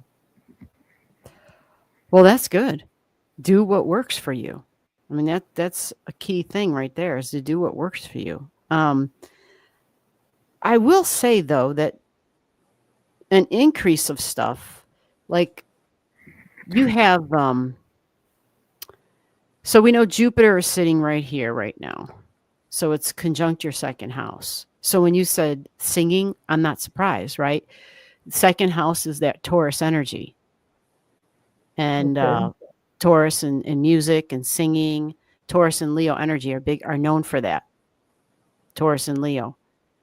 So Huh. with Jupiter there, really creative energy too, and the singing, I yeah, I would keep it up. The only thing that kind of is on the sucky side, but it's not super sucky, okay? It's Good. just sucky. This Jupiter right now is at 23 degrees. So that means that it is sitting right on your slow down Saturn. Saturn restricts us. It Don't creates I know? restrictions. Yeah. Yeah. Well, Jupiter's there. So Jupiter's going to expand upon those restrictions. You remember when I first saw your chart, what did I say? I saw the 22-degree moon. And that's where the great conjunction was. And the great conjunction was Saturn and Jupiter. And we were all on lockdown, So right? is this a long lasting It's not long. episode? You're very fortunate. Jupiter starts flying through Gemini. The retrogrades are over in Gemini. So Jupiter's going Yay. to kind of book through. Yeah, so that's some good news. Yeah. Jupiter's going to book through there. And I feel like once Jupiter gets past Saturn, and this is, again, is me just taking a real quick look, because I this is get it. obvious. Yeah, this is obvious. Jupiter touching Saturn, it definitely creates restrictions and slowdowns. So the Jupiter flying through there, let me give you a timeline for you Okay. real quick. Once it clears it for you so that you can kind of have that peace of mind, it'll be this Great. month. Oh, yay. Yeah, Better. it's the end of May. Wonderful. The end of May, Jupiter will already be at 26 degrees. Actually, on May 31st, it's at 28 degrees. Great. So it's cleared your Saturn by then. You So follow? things will lighten up a bit. Yeah, Is that the what you're saying? restrictions shouldn't be so strong because, again, your Saturn is in your first house. So it creates restrictions with your body because it's Saturn in your first house. Oh, got it. Make sense? Taffy, Yeah, it does, because that's she keeps exactly what I'm nudging me. experiencing. Yeah. I lived under a Saturn line Oh, in Mexico for 35 years. And then when I came back here to California, I looked at it, and by God, I'm still under a Saturn line. oh, So yeah. I keep thinking that this, my best friend was an astrologer. She passed several years ago, Uh-huh.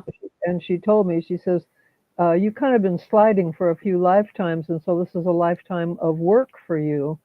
And Mm-hmm. it's kind of proving to be true because I have a lot to learn. I have a lot to learn. Well, And we all do, but when, that's why I was going to ask you earlier, where did you get that information from, where you were talking about your lifetimes and that you've never been this age before? in this They- lifetime, yeah. well, well, yeah, but I think you worded it another way at the first time I heard it because it caught my ear. Okay.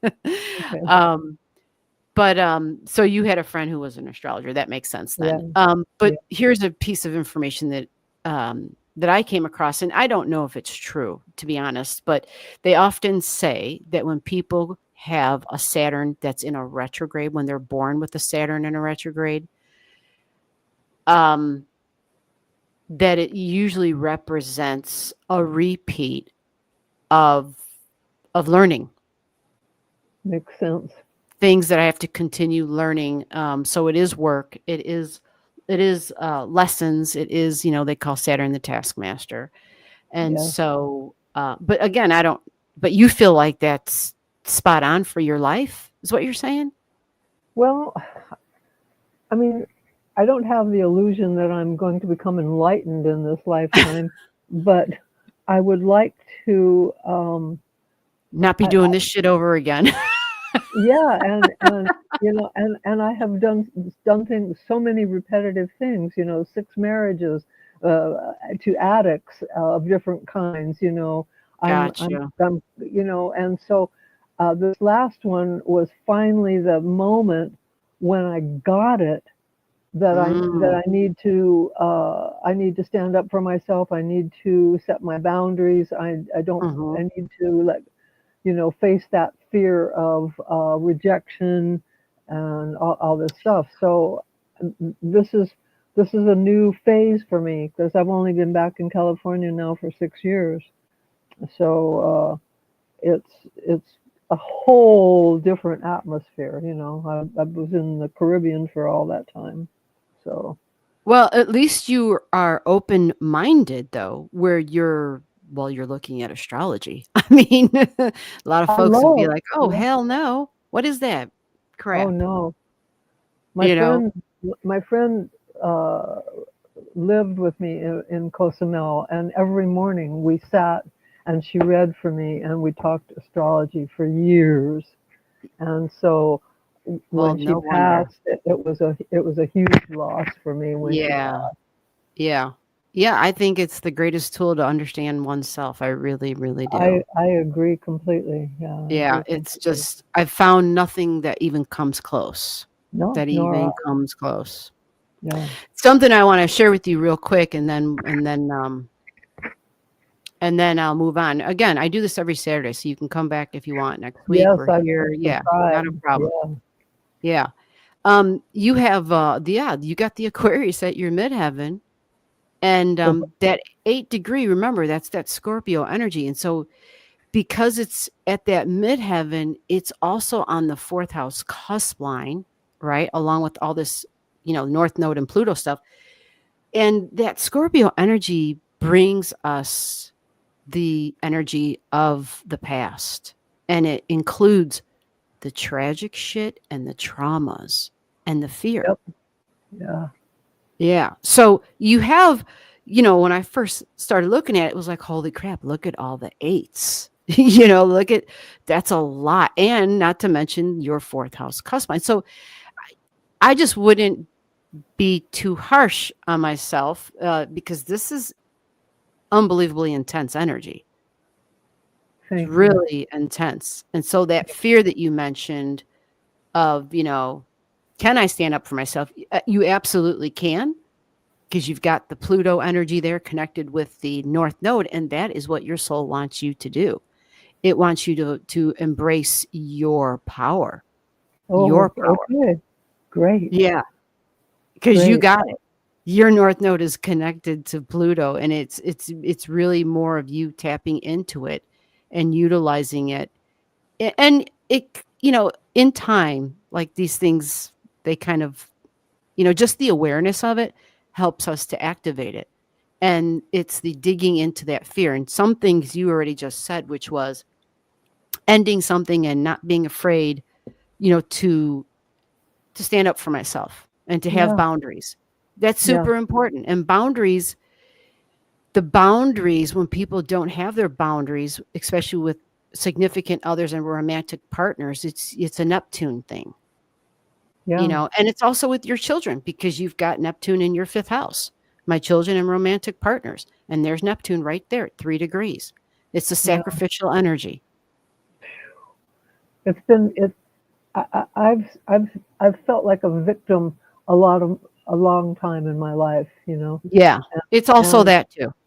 Yeah, because it really can be a victim, but it also can just be like because some people get stuck in a victim mode. Yeah, well, I'm really moving out of that now because once I saw it, Oh, good. saw Yeah. that that's how I approached life as a Yeah. victim, I said, no, I'm not going to do that anymore. So There quite you go. honestly, I've lost friends. I no longer That's know where my tribe is. Yep. I'm kind of in this. Well, you got a tribe now, sister.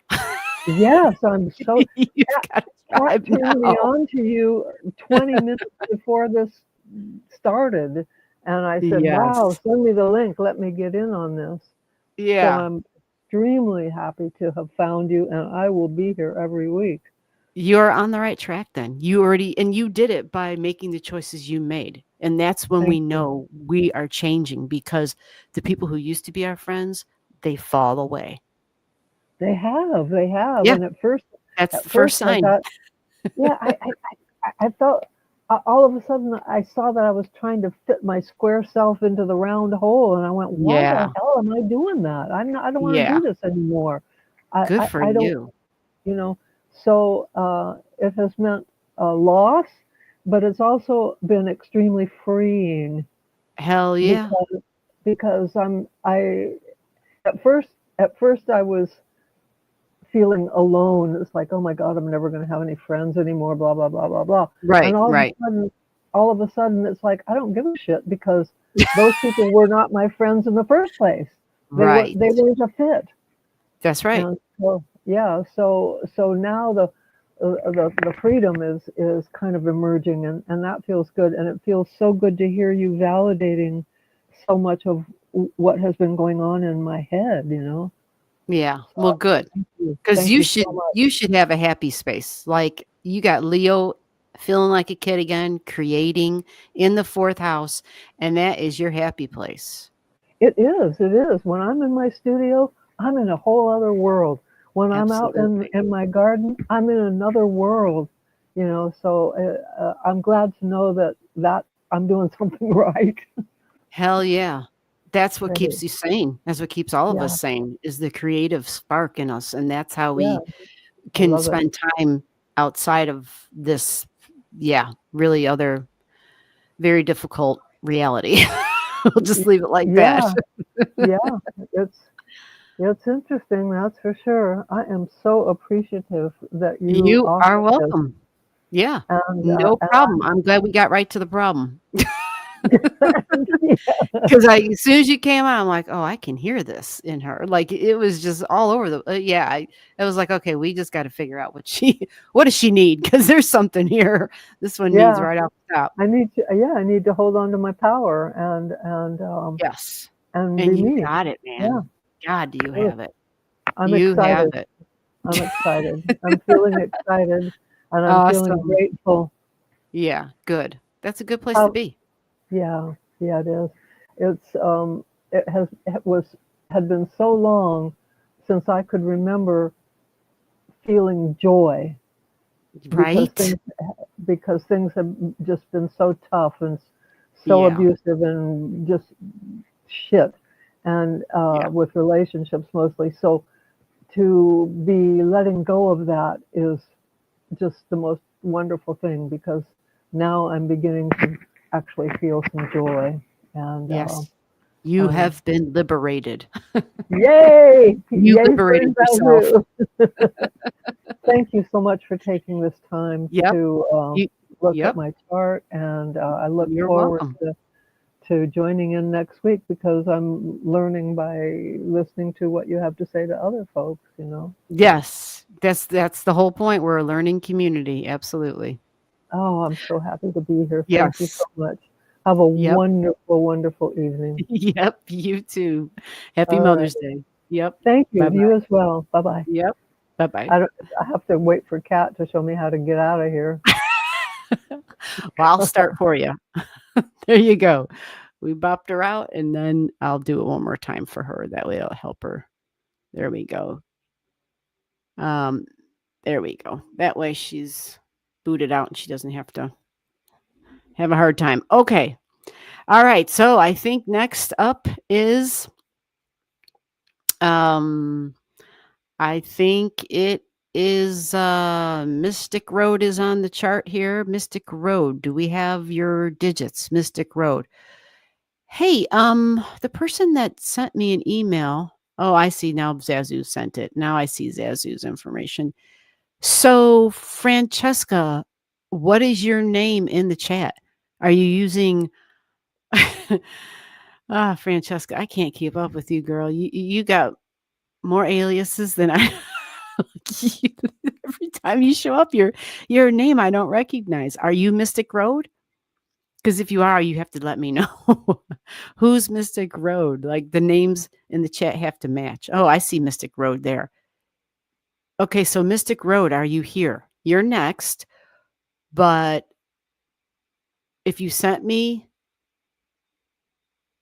okay, Mystic Road, did you send me your digits through the email or?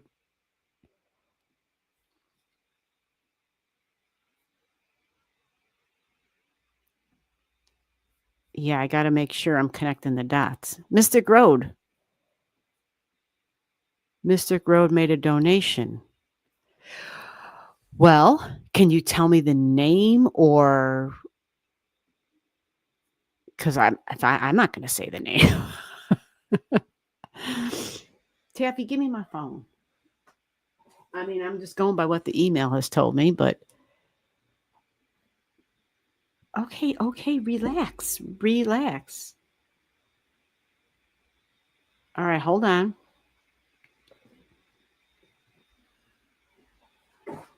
Yeah.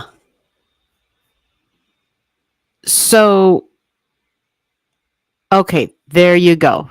Yeah. That's what I needed to know. That's what I thought. So we have your chart here already. You were here before. You have more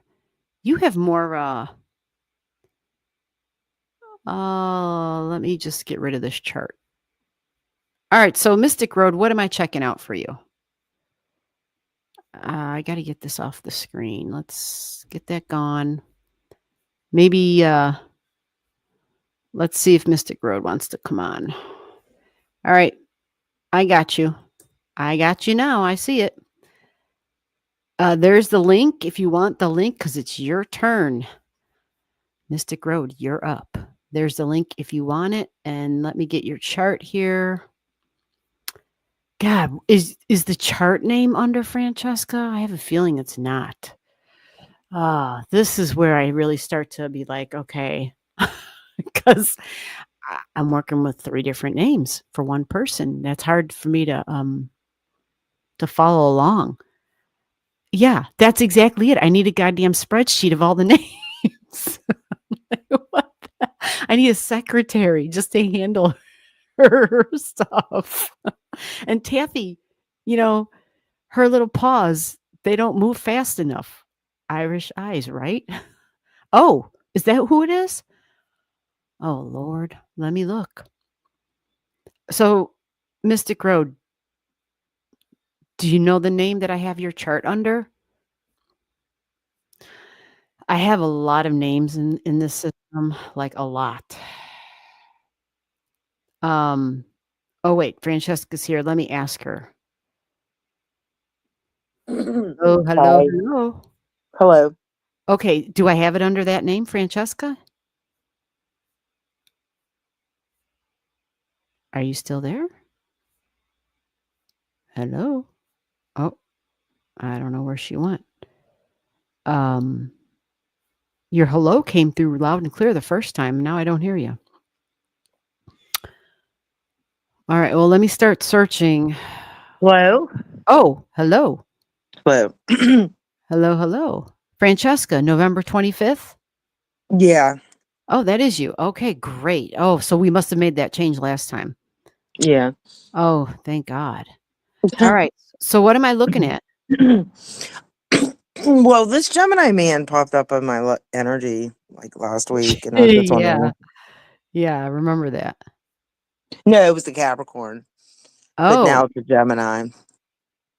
Oh, oh, that's so interesting. Okay. I just want to know what's it all about. Gotcha. All right, let's go look at the Gemini guy. All right, you got Gemini energy popping up. Well, so here's something that I want to share. Okay, a lot of times when somebody is, a sign, I mean, unless you've seen the person's birth chart, they're telling you what their sun sign is, right? Yeah. Right. And so sometimes people show up. Oh, well, shit, it might be near your moon. Do you know what the degree is of it? Like what his, because you have a Gemini moon at 17. You see that? Okay. Yeah, it might be near your moon. Oh. Well, social media can be a peer, coworker, cousin, friend, neighbor. That's all Gemini energy. But you do have something interesting down in Libra that, because if his birthday, if his sun is near these degrees, because your Mars is in air at 14, and then you have a midpoint. You probably can't see it. But let me click on this real quick here. You have a Jupiter and Uranus midpoint that's at 16 degrees in Libra. So you have a really strong ass air trine here with your moon, with Libra energy, and with your Mars. So when roughly did this Gemini show up? And was it online? Yeah, I bumped into him. We went to high school together. Oh, so it wasn't all of a sudden out of the blue. No, Even I though it mean, like, was. I went to high school with him. I saw Right. him So here and there every you were blue aware. moon. Okay. I went to go eat and he happened to be there. And then, like, Gotcha. we, Gotcha. well, he's married too. Oh, well, that definitely complicates things, doesn't it? Yeah. Or do you feel like, no, it doesn't complicate things? I don't know. I mean, I just, Oh, it's okay, yeah, Tam. we You're just exchanged trying to phone make sense numbers. out of And, it. yeah, we exchanged phone numbers and, Well, here's some stuff in your chart. All right. So Jupiter is right here. Jupiter was touching your midheaven. So this was in the last week, I'm assuming? Or yeah, before? last week. Yeah. Yeah. See, your midheaven's 22 Gemini. You see that? Jupiter was at 22 in Gemini. And Gemini, communication, but it was kind of what you just described because you were out to eat somewhere local, right? And he happened to be there and was like, holy shit. So Jupiter hits the midheaven, and for females, yeah, Jupiter shows up, and it's someone they might consider seriously. For females, is Jupiter energy if the female's looking for masculine energy. So for you, from your perspective, it looks like that. Plus, it's this strong trine for you. You've got a lot actually in your second house at 22. You've got a lot of things here. 1, 2, 3. You've got 3 items at 22 degrees.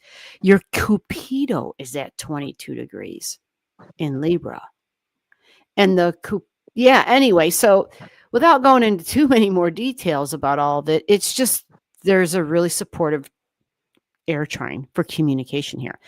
You exchanged numbers. Did you all start communicating?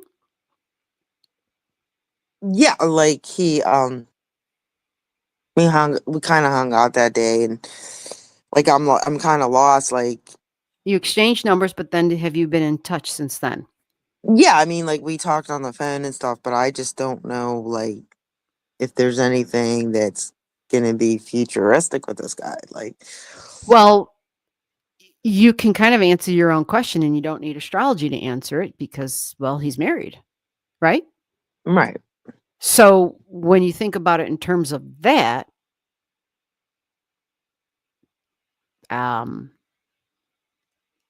I mean, it's, it kind of sends a signal of, well, even if this person's going to be a part of your future, because, well, that's Jupiter. It's futuristic, or will this person be part of that? Gemini energy is a strong communication and friend energy, right? Because there's an ease in communication. But you do have air in your 5th house. And so that's that romantic department stuff. And, the dating thing and all that. As far as will this develop into something? Well, it's definitely complicated because this is someone who's married. And even if this person shows you that they are interested in whatever, going to that next step while they're married, then it comes down to you asking yourself, do you want to start on that road? Do you want to be on that road? I was just trying to see if he's gonna like stay in the energy, but If he's going to stay in his marriage, you mean? no, stay in my energy, like in my chart.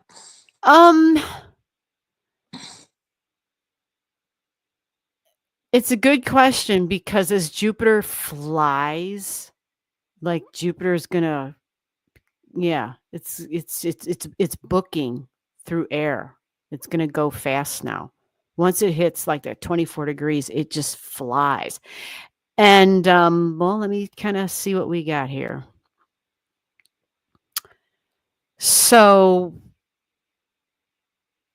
your natal Jupiter, if I'm looking at this correctly, is at 26. Holy shit. Okay. So you have a Jupiter trine Jupiter. Wow. Alrighty. Let me check some other things. Jupiter is not your greater benefic. Saturn is. I'm sorry. I just said Saturn is. My brain. Let me reverse that. Venus is your greater benefic.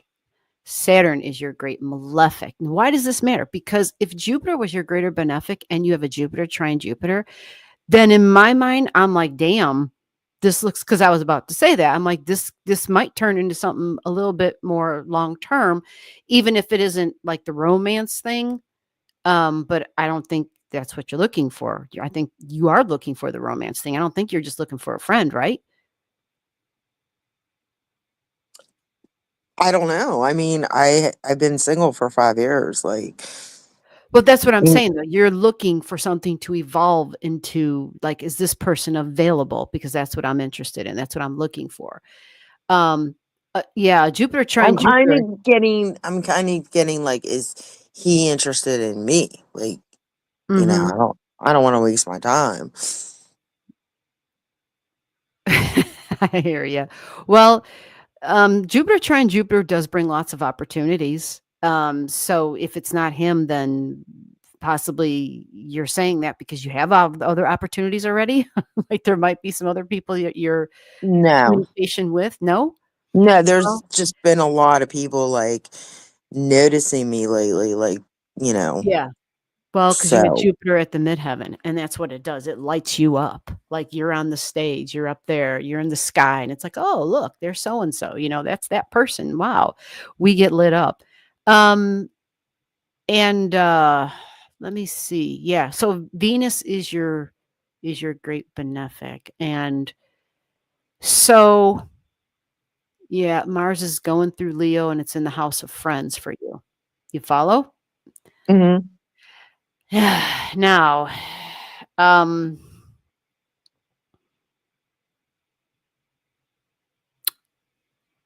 here's something that's going to be probably relative. Juno in Scorpio, because your Venus is in Scorpio. This Juno in Scorpio will go all the way back to your Venus. Juno is partnerships. For females, yeah, this is like somebody we would get serious with, or at least want to go to the next step with. But normally commitment is Juno energy. And this energy does go back to your Venus. And she's your greater benefic, right? So because that happens, there's a possibility. And if it's not with this person, then maybe, like you said, you've got other people noticing you, then yeah, because No, I'm not interested. Like, I'm not interested in anyone else. I mean, I'm not saying I'm interested in this guy. We just been friends for a very long time. Like, we see each other we bump into each other like sporadically. But this time it was like kind of something happened. Like, well, maybe he's, how people are, especially if they're going through a rough time. People can be they can be momentary people, but when Jupiter leaves and is no longer aspecting your natal Jupiter, and it's no longer in air, it's going to eventually get into that water up there in your 10th house. And this Juno will still be in Scorpio energy. So you're going to have some connections with somebody. If it's not him, you're going to be having them with somebody else. Like there's going to be you considering and wondering, okay, is this because the Juno goes over your 3rd house and it goes all the way back to your Venus. And to like, me, what's the time frame? We're talking throughout this. I mean, we're talking, this is June. I'm looking at June 21st. You got Juno went over your Venus.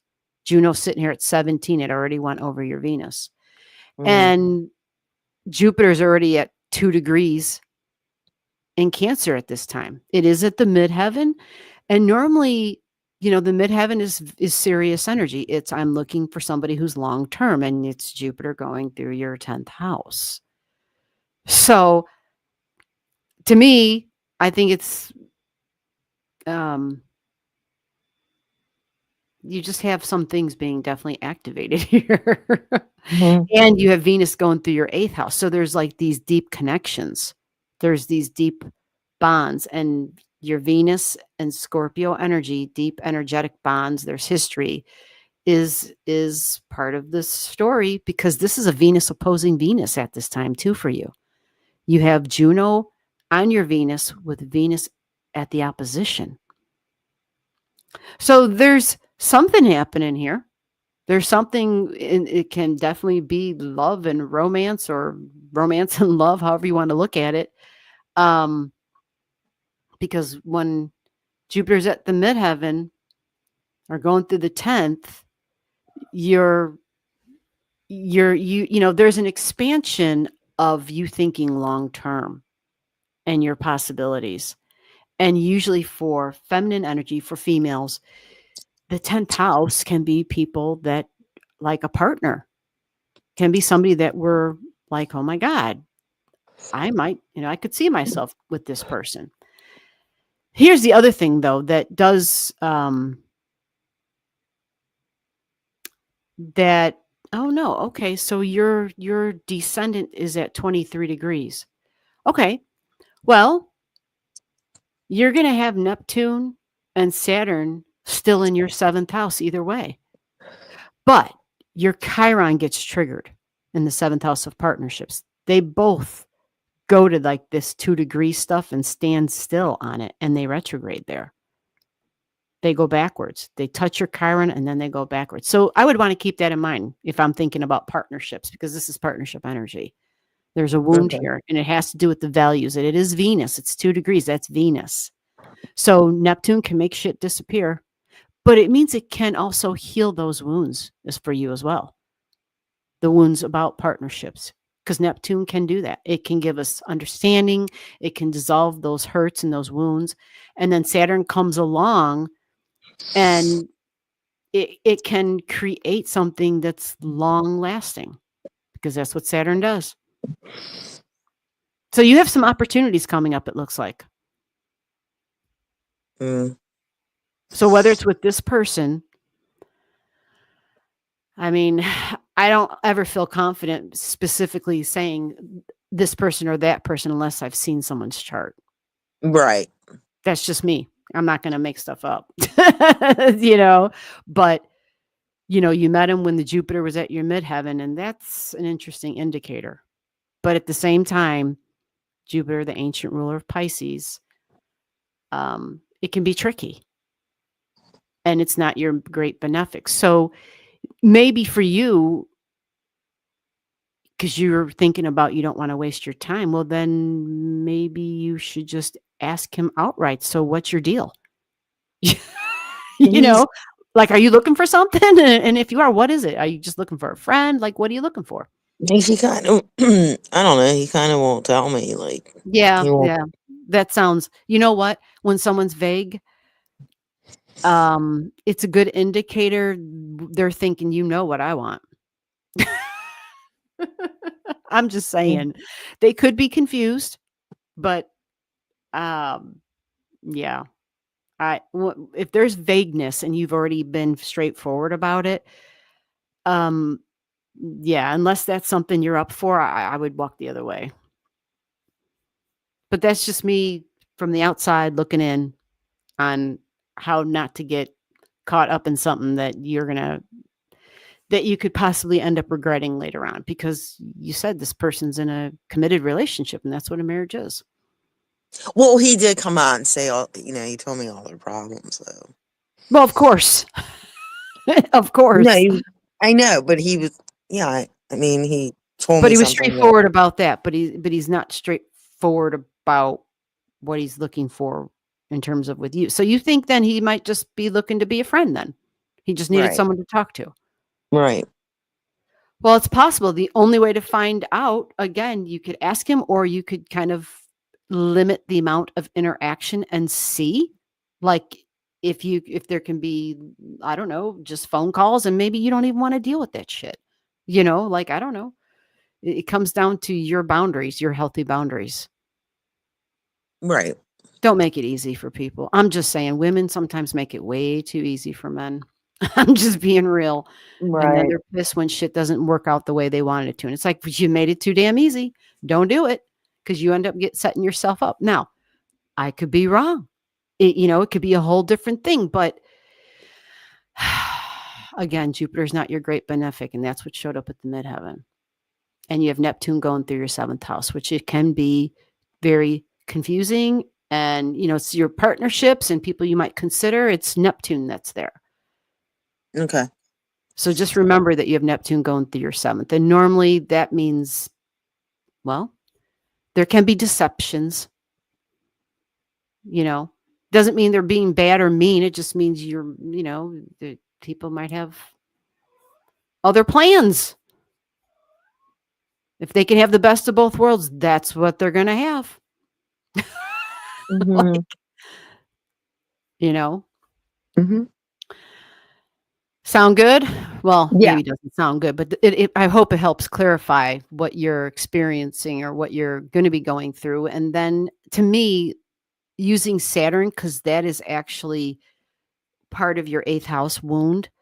Saturn demands that we put in the time. And so the more you can slow things down with anybody in that sort of a dynamic that you have with him, it will show you the truth over time. Okay. Okay? All right. All right. Hope Thank that you. helps. You are Thanks. welcome. Take care. Oh, I didn't mean to cut her off. I got Taffy meowing at the door. Little meow meow. All right, Mystic Road. Yeah. All right, let me figure out who's next. And I think Taffy wants out. So, all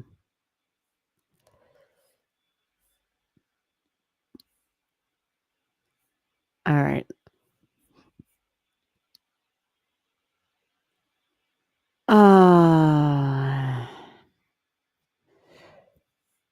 Yeah, it's difficult, especially since she has history with him.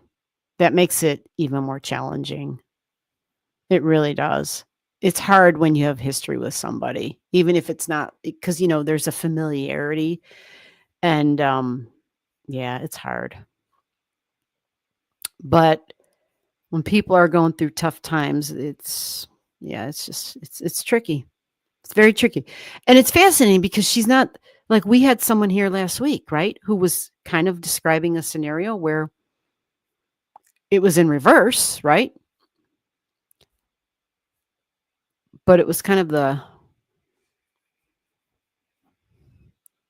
oh, my mom is hanging in there. Thank you, Mystic Road. I didn't see your question. Maybe she wasn't talking to me though, but yeah, my mom is hanging in there. She actually had a really good day today, and I was like thrilled for her. Yeah. Yeah, for Mystic Road, we need a secretary. Thanks, Lou. Oh, she's serious about his spreadsheet. Holy shit. Wow. That's great, though.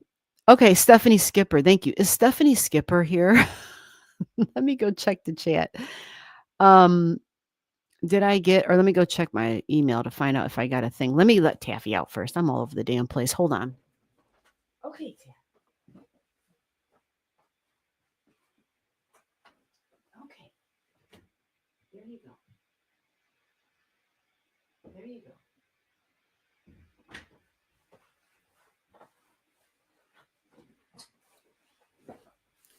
Alrighty. I don't think I have information for Skipper. Okay, Stephanie's here. Stephanie, do we have your... Oh, yeah, we do have your digits. You're the one who gave us your digits right from the get-go. You were on the ball, actually. Well, I didn't get them through the email, which is preferable. And before the live stream begins, ideally, that makes my life a lot easier. All right, so let me find her digits. They're way back here somewhere.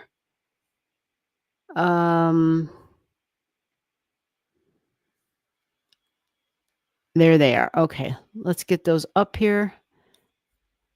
What time is it? All right, we're doing all right, I think. Moving on. Oh, man. It just went into hide mode? Why? All right, I got it back. Did we get a location on this? I don't have a location on here. I'm sure there's another one with all the information together.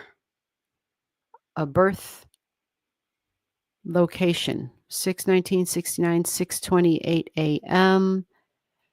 So I'll start typing that in. Let me give you the link. I don't know if you want the link, but here's the link for you, Stephanie Skipper, if you wanted to come on and chit chat. If not, you don't have to, or you can even, you can just stay in the chat because I'll have to look at your basic chart.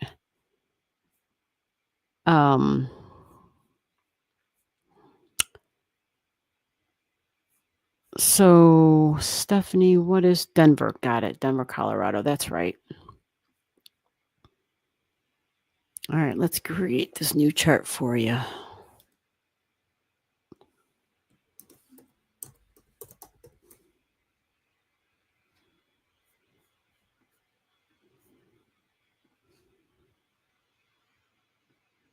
Yeah, I might have to definitely put your last name on here. We seem to have, I have a few Steffies or Stephanies, and oh, you're going to have a birthday.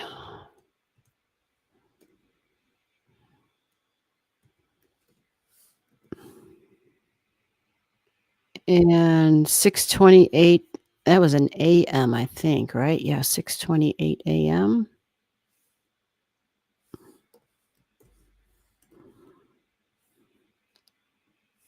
And Denver.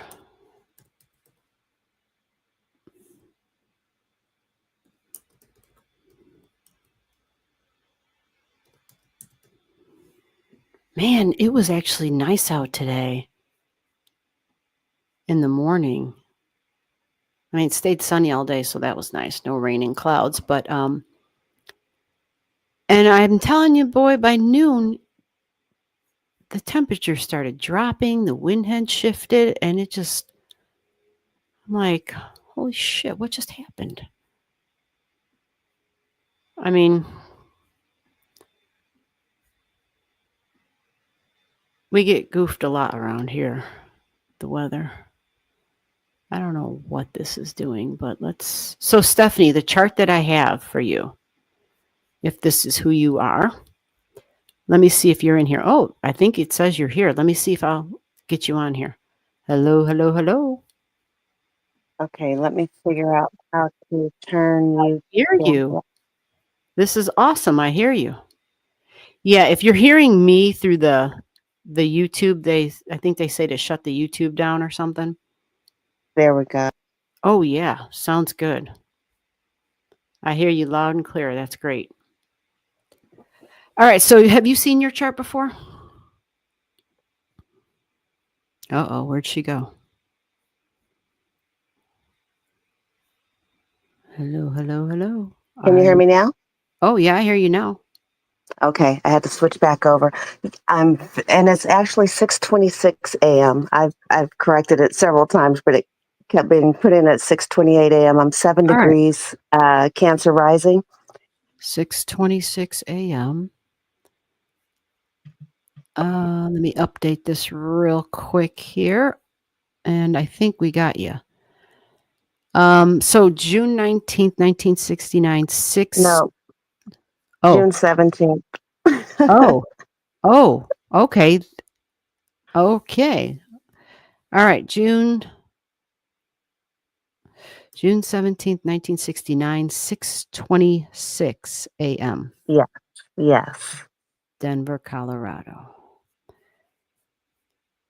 All right, hold on. Let me update this and see what we got. 7 degrees Cancer rising. That's me. Oh, awesome. This is great. All right. Makes life so much easier when we know it's your chart. You see that All big, right. wonderful grand trine I have in the middle of there? I love my chart. Well, do you see the big kite you have? Holy shit. Yeah, I've got a nice kite, a Virgo stellium. I do my astrology, but I tend to do it in whole signs, and I Mhm. struggle with blending the Gemini aspect. And it's always easy to follow Cancer because the houses are lined up, but then I lose track of my Gemini energy. Yeah, I know. I get a lot of people who do the whole house stuff because it's simple. It simplifies it, I think, for people. Hmm. And I always tell people, you just do what works for you. My brain doesn't work No, that way.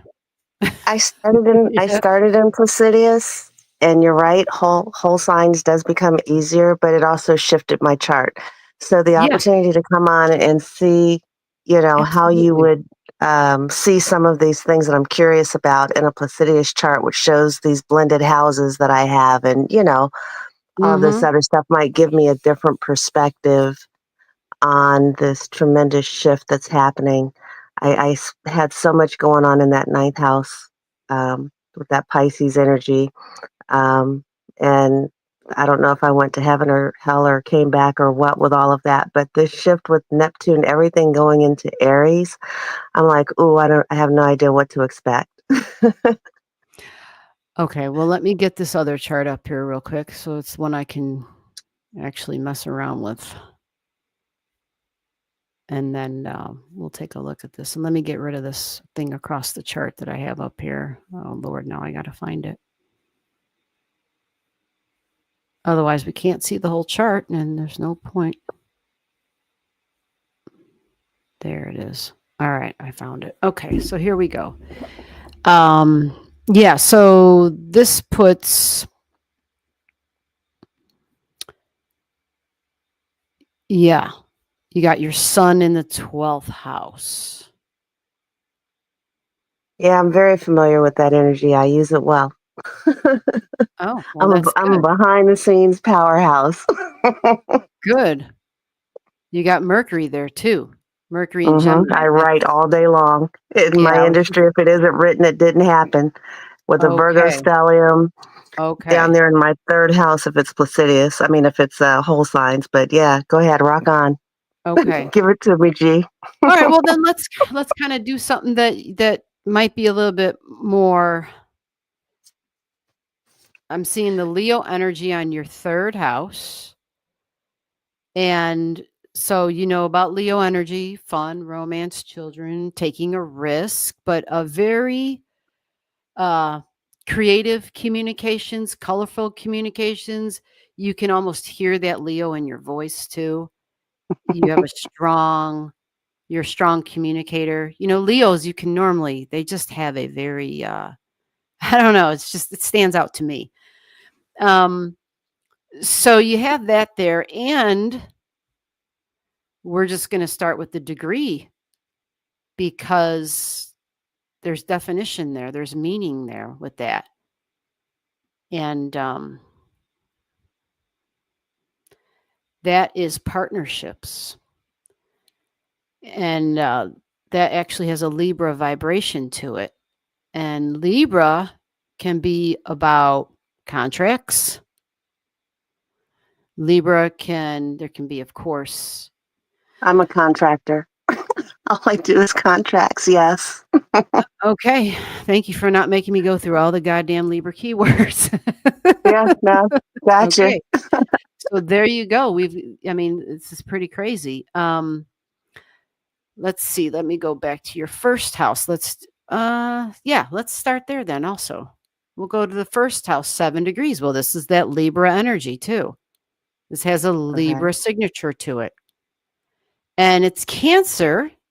We think family and history in the past and homes and mom, nurturing. Cancer energy is super creative though, but there's fairness, equality. Again, contracts is part of this. But the first house is, again, more about how somebody appears. Do you feel like energetic wise, physical, with your physical body? Do you feel that you have those physical sensitivities that Cancer energy has? Because it's in your first house, your physical body, the head even. Do you know that about yourself? Like, are you aware of it? I'm structured physically like a Gemini, but my emotional being, my character, the first thing people feel about me is they say, "Oh, you're nurturing. Oh, I wish I had a mother like you." Or I wish, that's the energy that people feel from me. Because your moon. My moon. That's why.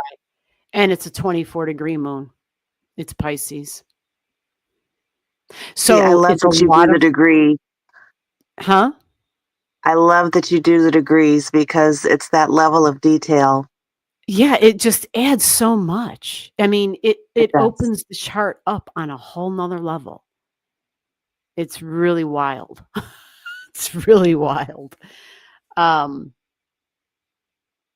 Yeah, so that Pisces and that moon energy is there. And so for the people that you're talking about that know you, yeah, that makes a lot of sense if they've said that. People. Yeah, but then the Pisces shows up because relationship wise, I've owned 5 houses. I don't feel like I'm ever going to have a forever home.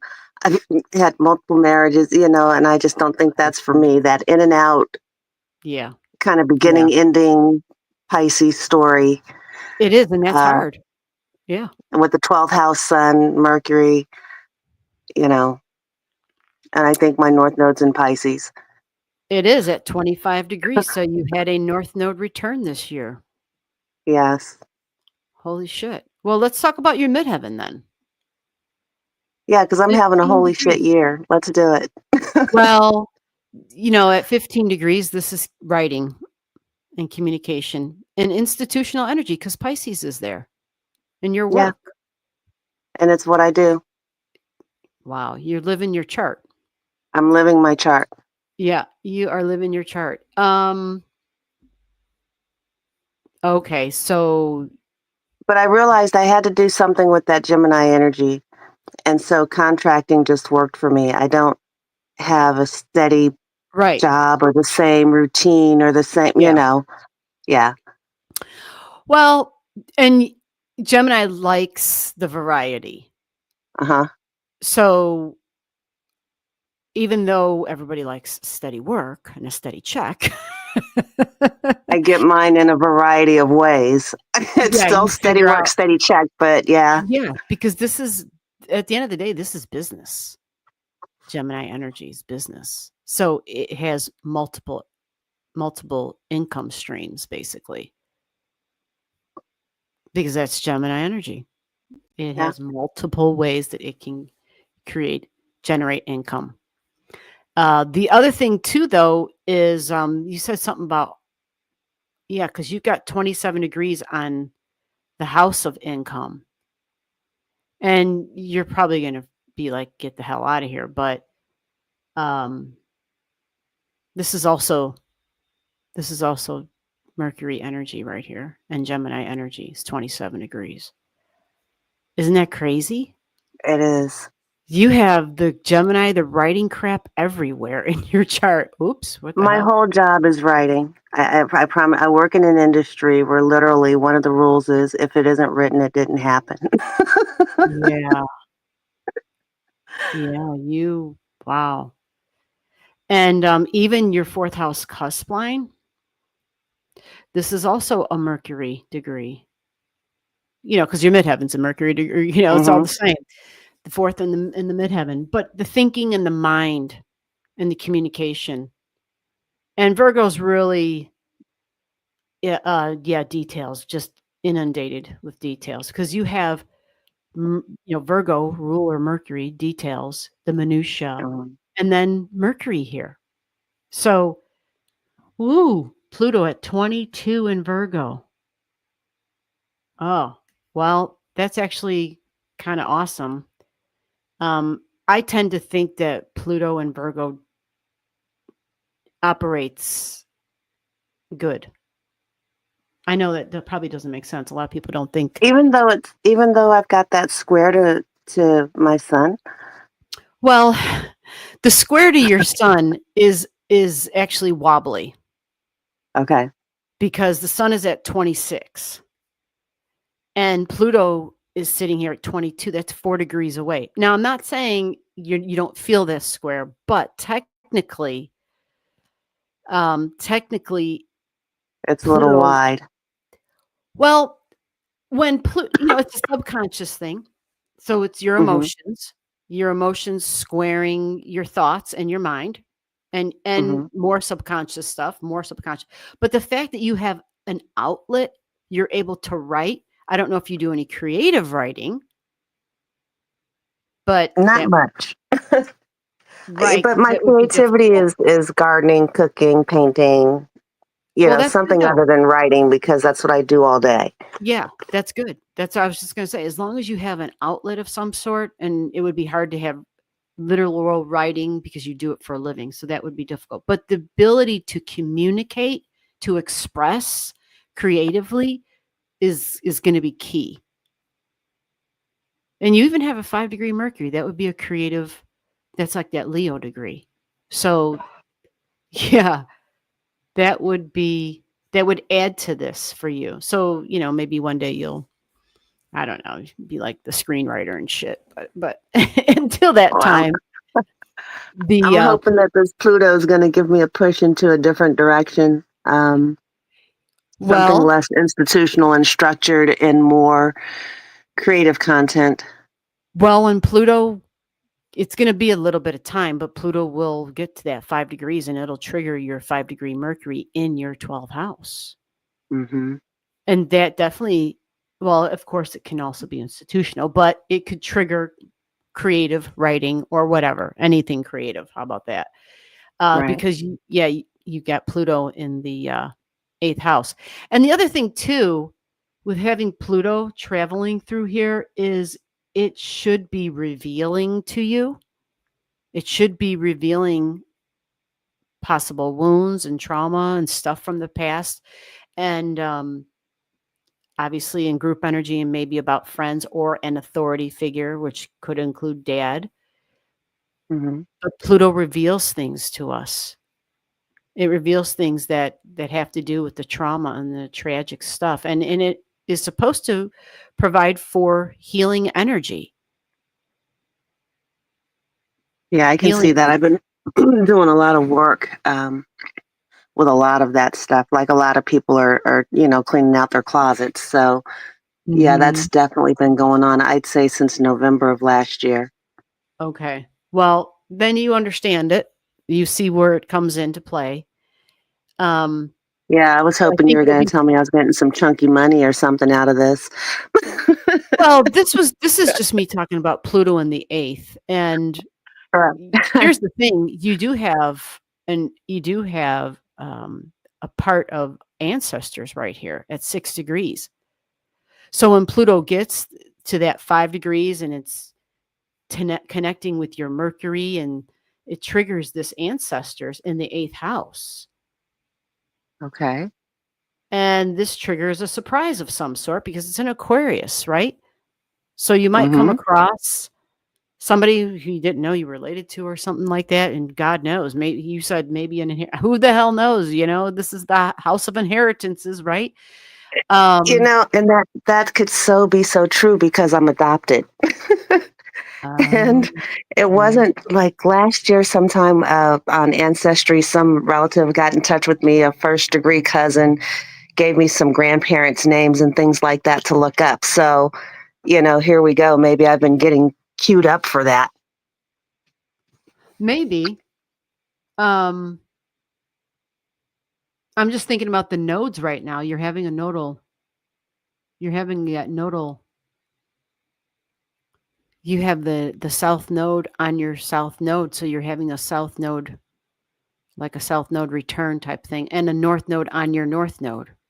So Right. that combination and at degree that it's at, it's about you. The 25 degrees is about you. And did something It's recently becoming occur? all about me these days. Huh? Oh, okay. I was just going to say, so it should already have, yeah, you should already. Oh, I've been standing up. I just got in a relationship and I told the guy, I said, it's no longer about you. It's all about me. Oh, okay. Okay. So the north node is definitely doing its thing, because the north node right now is like at 26, but so it's on your north node, and this is a time where, for you anyway, definitely at the 25 self. Mhm. And establishing the boundaries, because that's Pisces. It doesn't have boundaries. Establishing my boundaries and making yourself a freaking priority. Mhm. Yeah. Well, that's good then. That's good, because that's what you're supposed to do. You're having a north node return, which means the north node sends that support for you to accomplish your north node. You see? So you're waiting for a change. You want a change to come. You want something different to happen instead of you doing the typical work you're doing. And I do. having that focus on that, hopefully that happens for you. Because as the nodes go through, it's going to be a while. It's going to be a minute before they, when the nodes get in your 9th house of beliefs about my future, well, then that means you'll have the south node going in your 3rd house, which is a release in your thoughts and possibly work, because you're having south node conjunct south node. So what are you releasing? I'm really trying to release this career, this career that I've had, really to do something completely totally. I want to buy a camper van. I want to not live in a house for the next couple of years. Oh, And I'm serious. I'm 100% serious about all of this stuff. Yeah, you're ready to hit the road. I'm ready to hit the road. This is the traveler for a living. This is Sagittarius you got going through your 6th house. My daily routines, that's that old school, I'm on horseback, and you got Mars there. So it's like, let's do this. Yeah. Mars is Isn't my ready. Mars retrograde?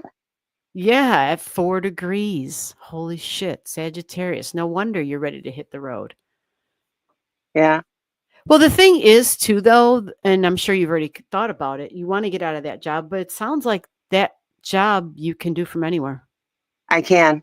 And that's the other thing with the camera. I can do it from anywhere. Yeah, which means that job would, well, yeah, why aren't you already doing that then? Well, you know what I'm saying? Yeah, well, I just kind of, with the airlines and everything, and I'm thinking, I travel so much, and I can't seem to want to stay in any house or any given location for longer than 3 years. I've had 5 houses, sold them all.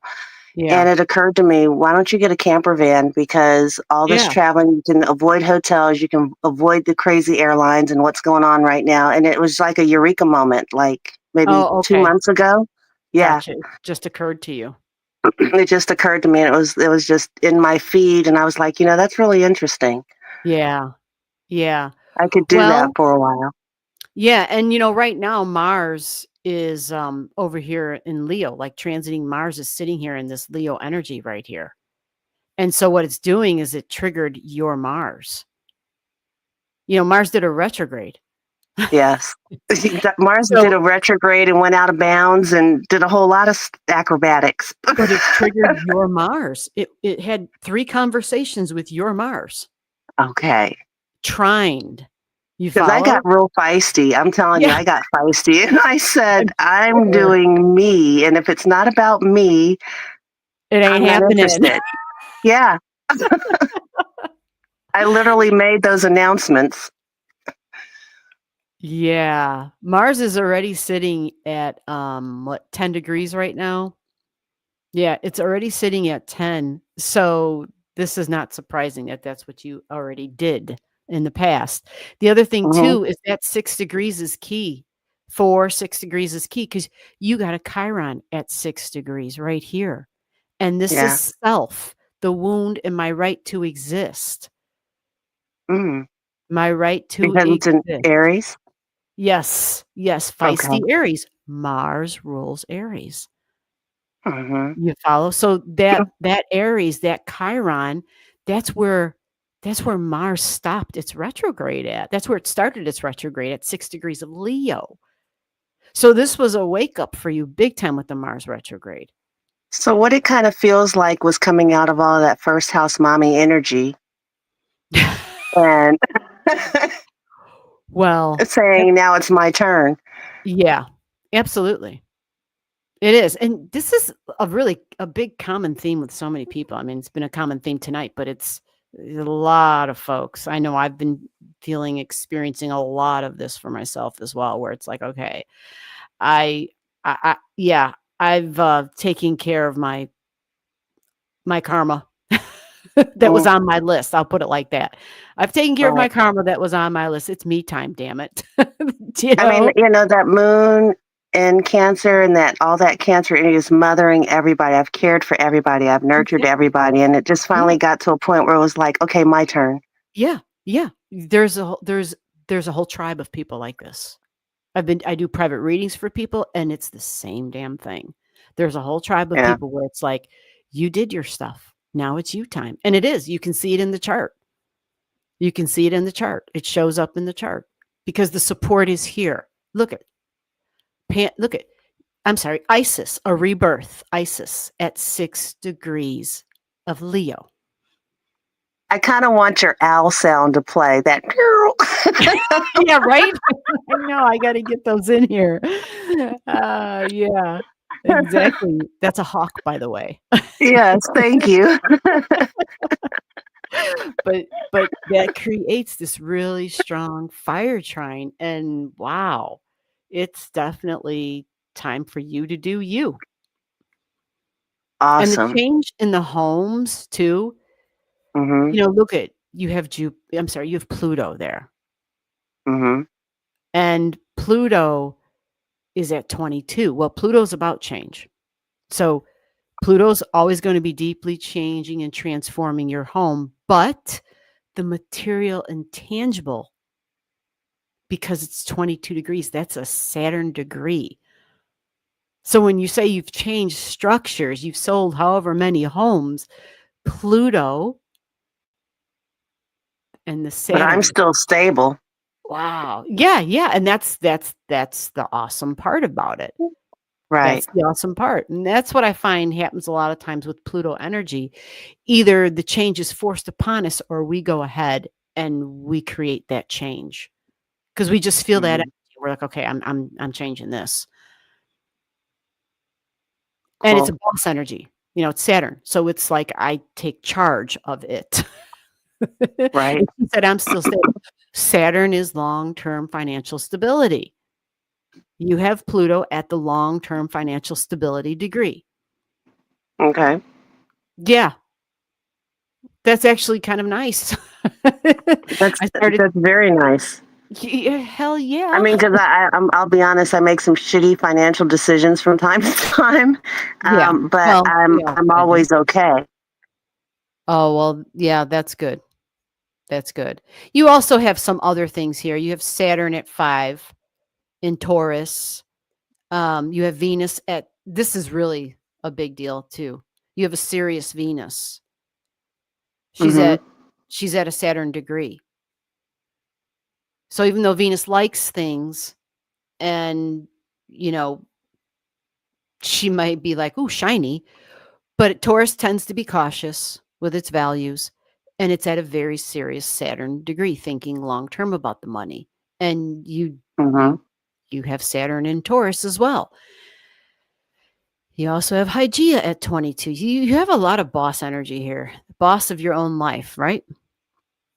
Yeah, I've been an independent contractor for 21 years. I never really worked for anyone else. Yeah, you can kind of tell. You can see it in the chart. You said you can kind Well, of tell. you can because look, here's the placement of work and day-to-day routines. This is the 1 degrees is Aries. Aries Mm, energy is Mars energy. And you have Mars right here in the 6th house of daily routines, including my work, right? hmm. Mars energy is best usually doing its projects, its tasks, its to-do lists, its work solo projects. Yeah. That way it's not frustrated. It's not, others are moving too goddamn slow because that's Mars's first Yep. complaint that nobody's moving fast Yep. enough. They're And you're dragging doing it wrong, feet. Yep. Virgo. You're doing Yeah, it wrong. exactly. Yeah. So you are using the energy of your chart. And I guess my whole point earlier was the job that you have can provide because it can be done anywhere. And I'm not saying don't change, but in the meantime, Yeah. you can start this doing the job you're currently doing Hmm. because for you to be on the road, unless you're unless you're planning on retiring and you got a nice little nest egg where you can retire and you're done, but you didn't say retire. You said you were looking to make a Nope. change. Nowhere close. Um, well, you're not the only one. I can tell you that for sure. Nowhere close. You're not alone. We're reinventing ourselves. Yeah, absolutely. That's exactly it. Um, if it gives you the joy you need, and the freedom, that's a big part of this. To do what you want to do Yeah. gives you the freedom. Because when we free up that other part of our life, it kind of makes the job that we presently do, especially if it's a paying job and keeps us where we're taking care of ourselves. It just provides that footing, that stability. Hmm. And that's And what I feel like I walked away with after that big, huge Saturn, not Saturn, that big, huge Pisces choo-choo train transit of everything running through there. yes. When everything cleared out, I felt like I just want to be free. Mm, I just want freedom. yeah. Well, it's going to be a minute before Pluto makes these connections that you're looking for, I think. Okay. Maybe not, But I don't know for sure how long, but it's going to be a minute I don't before it know. I got a connects. bunch of boss energy though. You do. So, with all that Gemini, because Pluto's going to do this retrograde thing, but it does not go back to 114. And in a way, I don't think you really want it to, because that connects with more Pisces energy. And I don't think I don't know. To do what you want to do, what kind of a job do you foresee you being able to do while living on the road, literally? It has to be something that, are you looking to be doing something that's remote? Well, Or you're like, no, again, I'm done with with the remote. job that I have, it's largely remote, and when I do have to go on site, it's hotels or I'm in an Airbnb right now. I'm moving to another Airbnb tomorrow. It's just Yeah. this constant, change. And then I thought to do more with my creative communication skills, to do more in, it's really Gemini sales. It's sales, Mhm. you know. But yes, I Mhm. can continue to do my current job and do both, Gemini. I can do both. You can. And that's the trick. Hmm. That's I guess that's what I'm getting to, the point that people kind of have to get to that point where they see it, is that you kind of have to float between two different things until you find that other steady thing that you're like, Right, yes, I found it. I can right. count on this. This is golden. I'm going to run with this. But until we find what that is, until it's taken off, whatever that thing is for Hmm. you, you're Hmm. probably going to have to do that balancing act, the juggling that Gemini does so damn well, actually. Yeah. It The likes, Jupiter it and has, Gemini transit didn't do a whole lot for me. I was hoping that when it crossed into Cancer, it might help me out a little bit more, but I don't know. well, we're not there yet. Jupiter's not in Cancer yet. I know. It's still going to be in your 12th house for a little bit, but not long. Not long. I don't think it's retrograde, I believe, is later on. So it's going to be it's going to float into your first house. Again, that is traveling, right? Yep.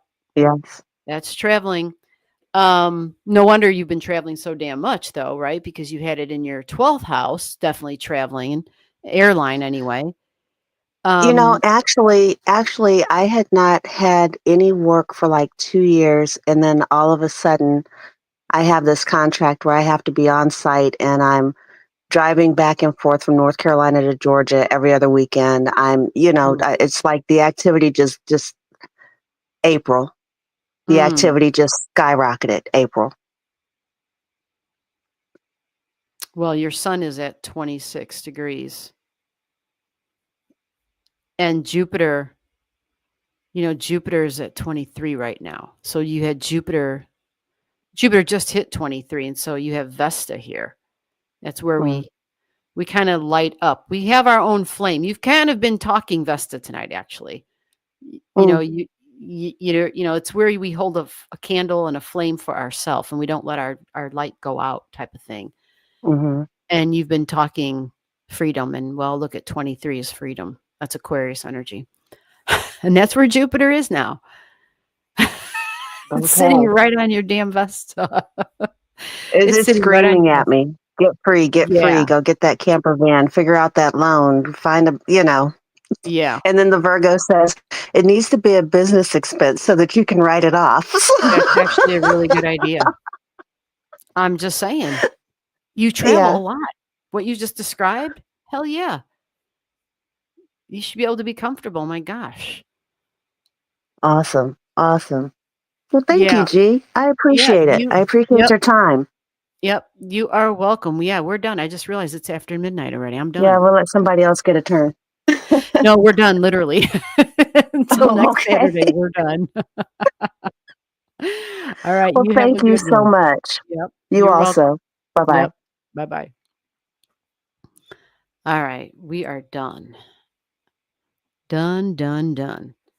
So, with that said, if there's anybody on that list I didn't get to, I think we actually got to the whole list. I could be wrong, but we're here every Saturday, except the last Saturday of every month. On that day, the last Saturday of every month, we go private.